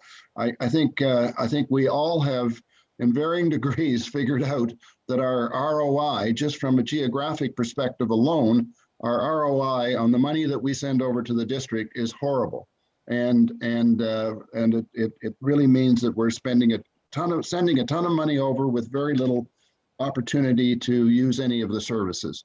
So I think that's important for us to acknowledge, and we need to try and do something about it. And I think our constituents would expect us to do something about it. So that's sort of the second phase, and I think we'd be very unwise to let this opportunity to talk about those things to fall by the wayside. Thank you. Okay, so there was a suggestion to make one small change in there about election by ward. Is that a significant issue, Karen, or is that just No, take it as a decision? I'm assuming, Mayor Kuster, that would be a friendly amendment. I've adjusted the wording to read elected by ward system or at large from each lower tier municipality. Okay. Anybody else want to talk? Councillor Douglas first. I think you said Douglas, you kind of cut out there. Thank you. So the only thing that I would like to say about the way the resolution is written right now, I think that's fine. I have to say one thing that keeps jumping out at me. You know, we've always been considered seasonal. So much has changed in the last number of years. We're not really seasonal anymore. We have more and more people that are permanently up here, whether it be weekends or throughout all seasons now. And I can tell you that just in terms of, you know, being in the construction industry, how many places we have now transformed from seasonal residents to more permanent residents. And I think that needs somehow to be put out there. We're really not seasonal anymore. And the population, which was considered seasonal, is now more than seasonal. And I think that inequality in always classifying our township as being seasonal really needs to be somehow gotten out there that it's really not any longer. Maybe to a portion it is, but certainly the masses now have changed where we are seeing so many more people up here in the wintertime and through all of the seasons except for 1 or 2 weeks when they can't access sometimes. That's my first thing. I also agree with Councillor Cooper again on, you know, pushing forward with the second phase. I think that is something that's really important. We look at the return on investment is just not there. Our constituents know it, we know it, and we should not sit silent on that. Thank you. Okay. Mayor Kuchar, you're next. Yeah, I just want to make 2 responses, if I may. I quite intentionally, on my resolution, though I'm of course willing to have it changed, did have the 2 members elected by wards, because yes, currently the townships elect by ward their district councilors, and all 3 towns do it by at large. And the part that disturbs me about the towns doing it at large is, for instance, in both Huntsville and Bracebridge, 75% of their electors are permanent. So that means the rural or seasonal or waterfront could be outvoted in all cases. And even in Gravenhurst, where they insist that their population of seasonal versus permanent is roughly equal, when it comes to their voters, over 55% are permanent. And therefore they don't necessarily represent the seasonal as well. But I'm quite willing to make that change. And I also want to respond to Councillor Douglas. You're absolutely correct. The seasonal versus permanent, the lines are becoming more blurred all the time. The electoral lists are, you can separate them by the permanent or the address of the elector. And for instance, in the case of Georgian Bay, I think it was 81% of our electors in our township had addresses outside the township, which means that's where their property bills are mailed to, for instance.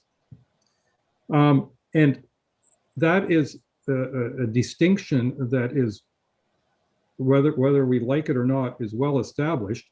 Unfortunately, if you look at a lot of the documents as provided by the province, they refer to residents and non-residents, which I find even significantly more offensive than seasonal resident.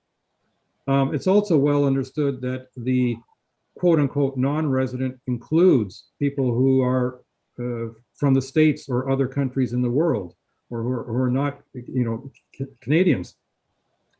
Which means that, but they do have a right to have their voice heard at council, but they don't even get the vote, which is another issue. So I use that wording in this simply because the wording I think could be understood. And what I wanted to point out that as it turns out, if you look at the 2018 elector list for the entire district, I think it was 50.1% were permanent and 49.9% were seasonal or non-resident, or whatever term you want to use. So in reality, our elector list for the entire district is close to evenly split as you could imagine. And we know that the seasonal resident electors tend to be the property owner, and if that property owner is married, the spouse, if they are Canadian, and if it's not in a corporate name. So it doesn't include any of the extended family. So, but I still think that's why I went in that direction, because I was trying to put it a little bit in terms that the province would understand. So those are my responses to those two items. Thank you. Councillor Hazelton, you're next. Thank you.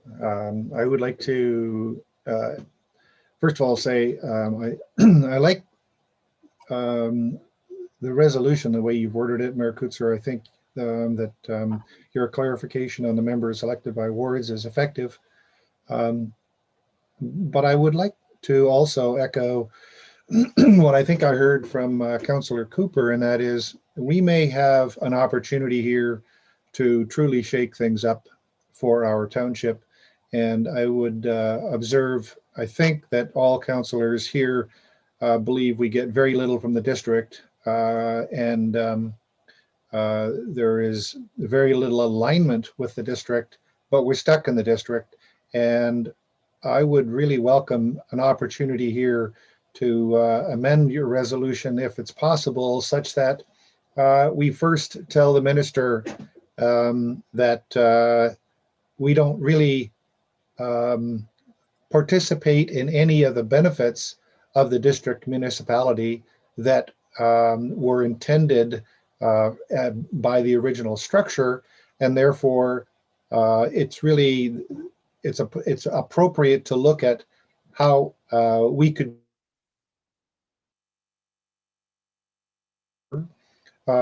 and failing that, then the rest of your resolution I think is great. I don't know if that's if you can suggest kind of an amendment to your own resolution that would accommodate what Councillor Cooper had suggested and what I'm trying to suggest here. But I really think that we're at a crossroads. If we're going to punt this up to the minister, I think it's critical that the minister understand that there is no alignment with us and the district, and that this is an ideal opportunity, if he's going to make a change, that he consider that element before even trying to balance out the district as per the rest of your resolution. Thank you. I personally, I think that we should keep it at two separate issues. I think we're just muddying the water by having combined the two of them, but that's just my opinion. I see a hand up, Councillor Cooper. Councillor Jarvis and Councillor Bocek have not commented yet. Do you want to do that before we go another round? Okay. Oops, Councillor Bocek. I think for the purpose of effectiveness, we have to keep this resolution quite simple. And as Councillor Wienko said, not muddy the waters too much by diverting in other directions. while I totally agree with Council Hazelton, this needs to be addressed. I don't think it needs to be included. I think we need to address that as a separate matter. But I think we need to act on that almost immediately. I don't think we just push it off and don't include it in this resolution. I think very soon we should be offering up a letter stating some alternatives. I know the consensus among my constituents is they are completely not happy with the services they receive from the District of Muskoka. Right down to the fact that our kids have to go to Simcoe County to play hockey because we're not allowed to use the facilities, Bracebridge, Gravenhurst. They will not allow us from Port Severn to use their facilities. We have to go to Coldwater and to Midland. So I'm agreeing with head councillor, in this case, Coetzee, that the resolution is very specific, very to the point, and delivers the message that I think this council wants delivered. So I will support the resolution as it stands without any, except for Councillor Cooper's comments about just not the electorate, expanding that. So I'm fine with that as well too. That councillors at large should be a part. Thank you.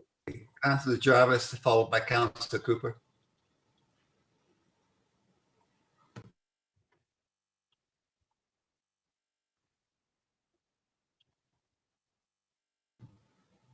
Councillor Jarvis, you okay? He's experiencing some connectivity. Shh, he's sleeping. Yeah. Okay, while we wait, Councillor Cooper, go ahead. Oh. Wakey, wakey, Stephen. For the sake of keeping things, go away. Can you hear me? Yes, well, we can hear you. Okay. I was saying that I'm in support of the resolution as it stands for the sake of keeping things simple, with the helpful recommendation from Councillor Cooper added in. I too am in agreement with Councillors Bocek and Hazelton in that we do need to go further on this, but maybe that's for something as a resolution a little bit later on. Thank you. Did you get me on all that? Yes, we got more or less, yes. Thank you. Great. Councillor Cooper? Thank you very much, Chair Wienko. A couple of quick things. And this is really to our councillor Coetzee at the moment. Do you not feel that we need to make comment about equal voting, no weighted voting? Do you think we need to have any verbiage in there about that particular issue? Because it's frankly, every solution we've seen had some sort of inequality to it. So, and maybe I'm not looking at the resolution, maybe I missed something. And I think maybe the other sort of piece of it is equal value for all representatives, as opposed to unequal, I guess. As far as the ward issue, I'm not married to what I was suggesting. I think, Peter, you were writing it from the perspective of the township of Georgian Bay, but I sort of read it as coming from the township of Georgian Bay, but commenting on the system for the district as one of the players in the district, as it were. So that's why I sort of talked about the ward system and at large. Anyway, just I'd be interested to hear what you have to say on those particular comments. Thank you. Mayor Coetzee. Thank you, Chair Rienko. Yeah, I wrote this for our benefit, trying to acknowledge some of the district situation. I very intentionally did not include weighted voting in any form, because in my mind, this resolution is addressed to the minister, it is addressed to the province, and my preference is definitely that we don't have weighted voting. the weighted voting came up with because we were faced at the Municipal Modernization Committee with, in spite of what suggestions we put forth. I mean, at one point I was very keen on the idea of why can't we have votes where you need 12 out of 18 to pass as opposed to 10 out of 18. And I thought that'd be a nice way to encourage consensus. But the towns were, shall we say, traditionalists, and for understandable reasons. But I thought that by putting a whole scheme in, we would almost be either handcuffing the minister or making, how should I put it, making the minister less enthusiastic about considering the possibility of changing the structure. I wanted to show the fact that I believe the towns and the townships are relatively equal.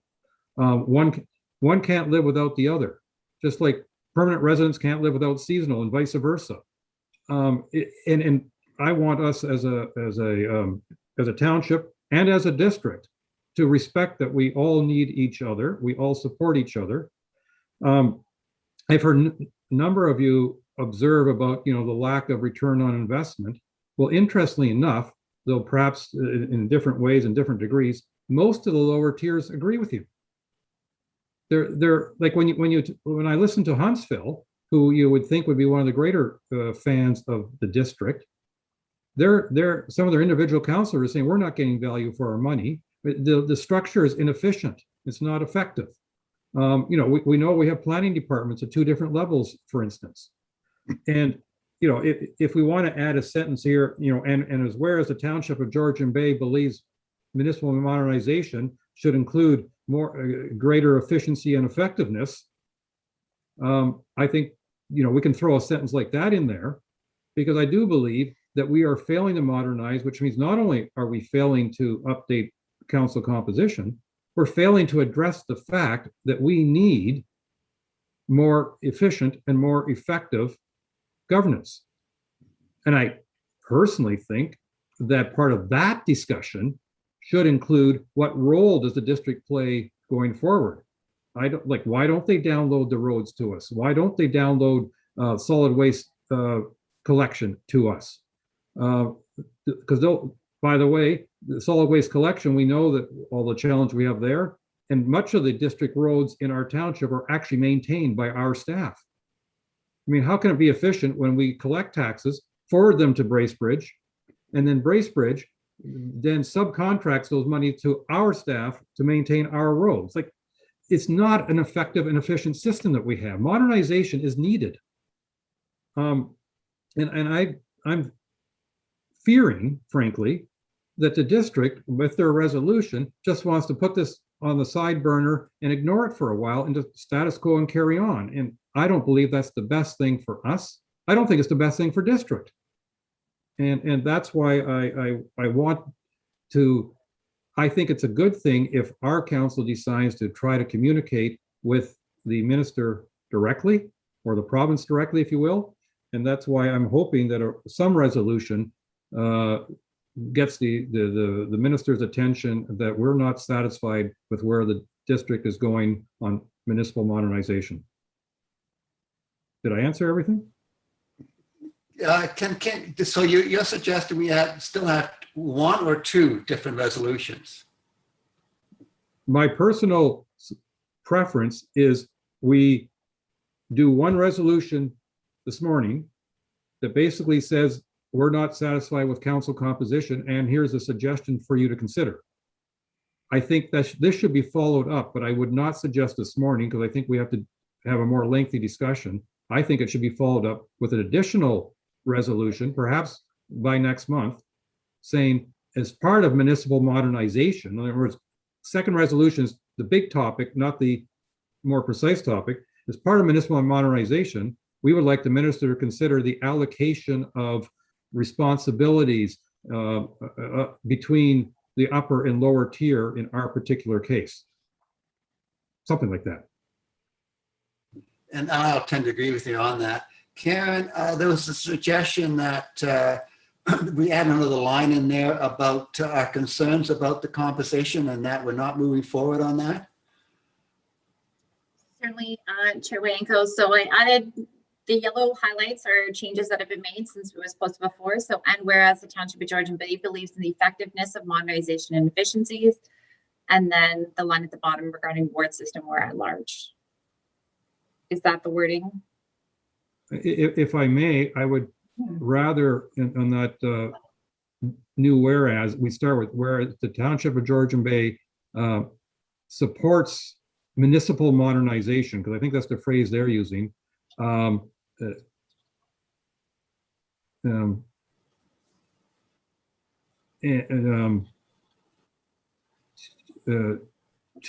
achieve, I'm going to suggest to achieve much needed greater efficiency and effectiveness, or something to that effect, something like that.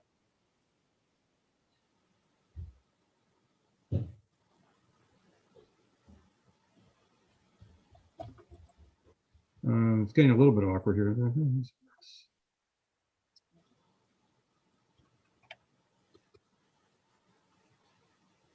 I think after the word efficiencies, you need to make a statement. Yeah. You've agreed with the process, and now you have to make a statement.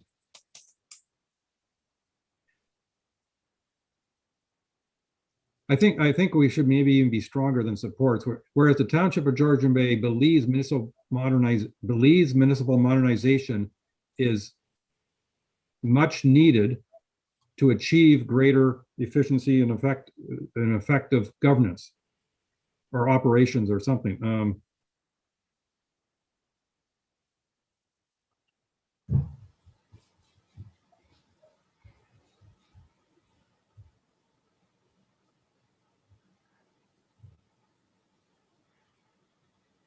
Operational effectiveness or something. I'll hand it over to the rest of you, but I think that might help us lead to our next.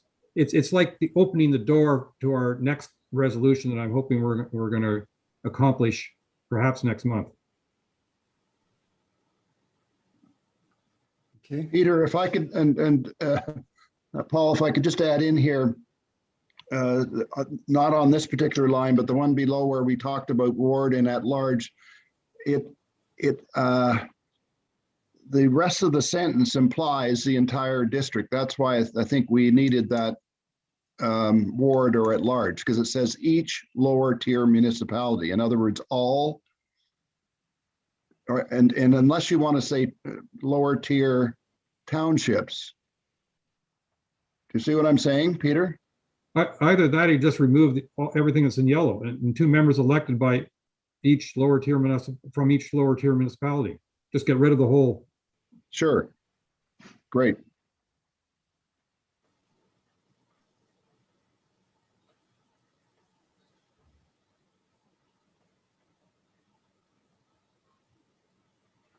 Okay. Okay. Any final comments on the resolution? I can't see any hands, so speak up if you. Councilor Bocek.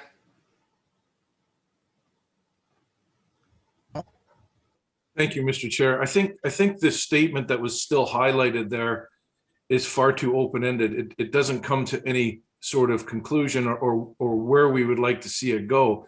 It simply states that there's change needed. We agree there's change needed for effectiveness and efficiency, but it doesn't say what we think would be an alternative to what is being presented at district council now. Obviously, as a council, we don't agree with the district. And just that one statement on the resolution it is just confirming that, yes, we agree it's a process, but it doesn't say anything beyond that. I'm just having a little trouble with the wording on that one phrase. I don't know if you could bring it back up, Ms. Way, just so we can have a look at that. I don't think it's an effective statement as it reads. Well, the rest of it basically tells us where we want to go. So I think your point is taken in the remaining part of the resolution. It says what direction we want to go.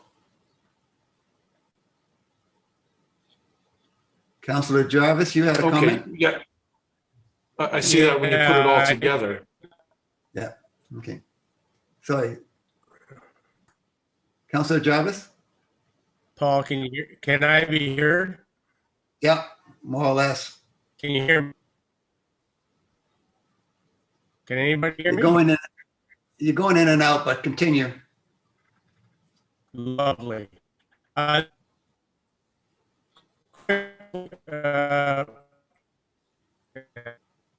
Try. I might write something up to the No. thing that highlighted They're not hearing you properly, sorry. I think We can't hear you, Councillor You're not Jarvis. coming through, Steve, you're not coming through at all. or whatever. Okay, I see our CAO is online. Yes, thank you, Chair. Jessica, you have something to say? Thank you. I just wanted to ask if we could add something in the now therefore be it resolved, where you're asking the minister to exercise his powers, that you include with the municipality's assistance, because it may look better if we are helping ourselves and not just asking that he do it for us.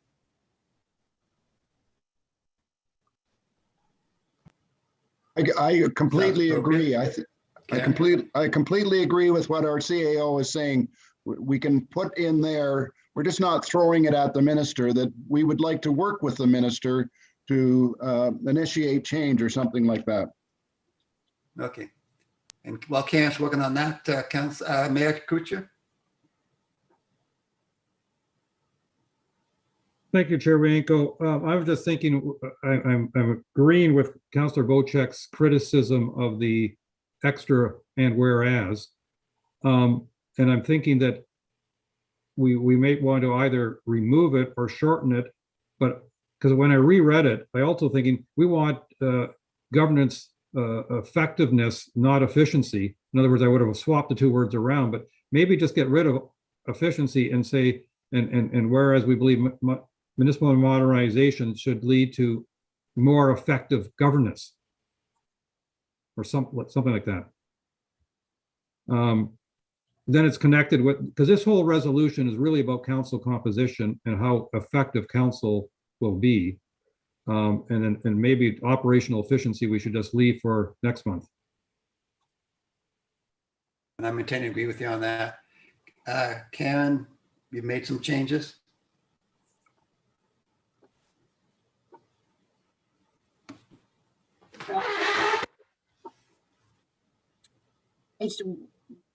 Updated to achieve effective governance and operational efficiencies, or do you want the last three words removed completely?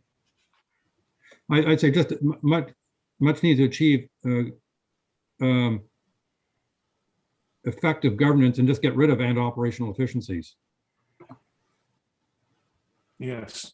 Yeah, then it's a statement. Yeah. Yeah. And it's directly related to everything else. Agreed.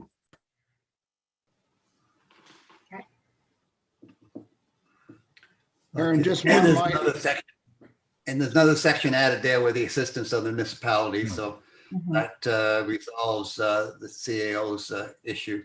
I think that's an excellent suggestion. Councillor Cooper? I was just going to suggest that, given we're talking only about the township of Georgian Bay, we might want to say with the assistance of the municipality, not plural, because it's about us, basically. Instead of plural, have it singular.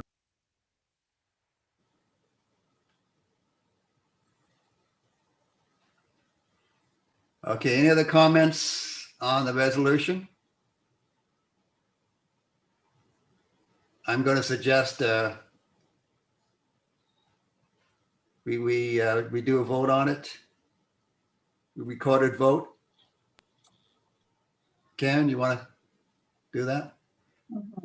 Can we see it one more time?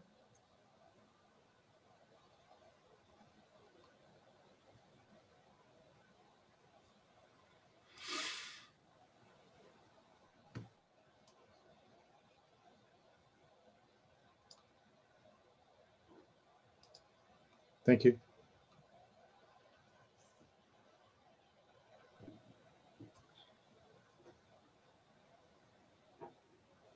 I don't see any hands, so Ken, can Actually, you do it? can I just, Sorry, Councillor Hazelton, I didn't see your hand up. yeah, there was a suggestion to change the municipalities to a singular as opposed to plural. Was that something we'd agreed on, or is that transient? I have no problem with it. I think, if I may speak for CAO Gumby, I think the intent was for the minister to reach out to all municipalities if we're talking about the district composition. But correct me if that was my interpretation. Thank you. I was just stating that it would just look better on us, stating that we would be involved and be more than willing to assist. So whether it wants to be just about us, I think this resolution does just speak to our request. So it maybe should just go to the singular one. I wouldn't want to speak for any other municipality if maybe they are expecting, say, the district to be the ones involved and not us. Singular then. Okay, you got thumbs up on that one. Okay, no more comments? Okay, recorder vote, please. Okay. Mayor Kutsier, how do you vote?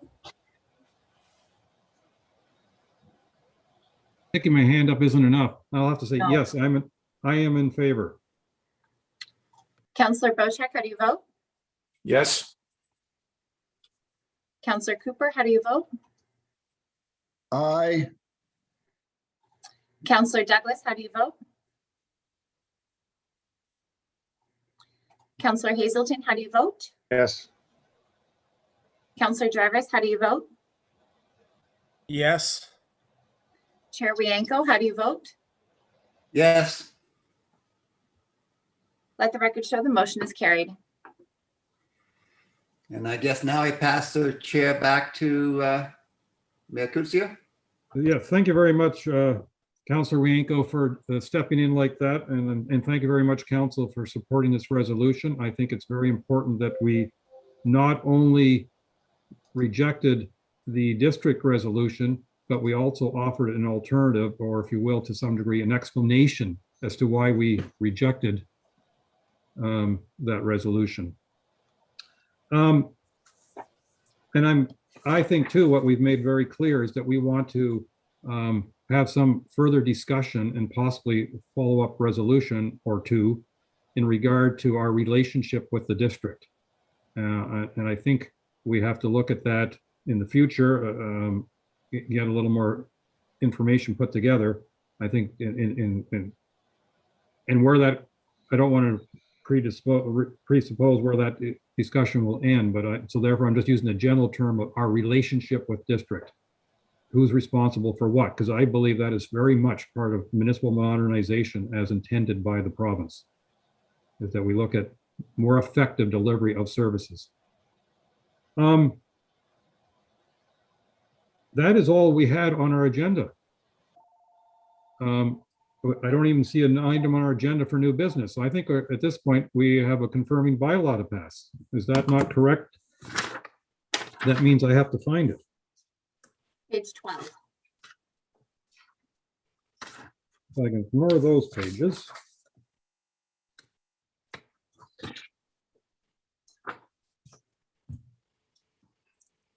Moved by Councillor Hazelton, seconded by Councillor Jarvis. Be it resolved that Council adopts bylaw 2021-016 to confirm the proceedings of the March 24, 2021 special council meeting. All those in favor? And that is carried, I would say unanimously.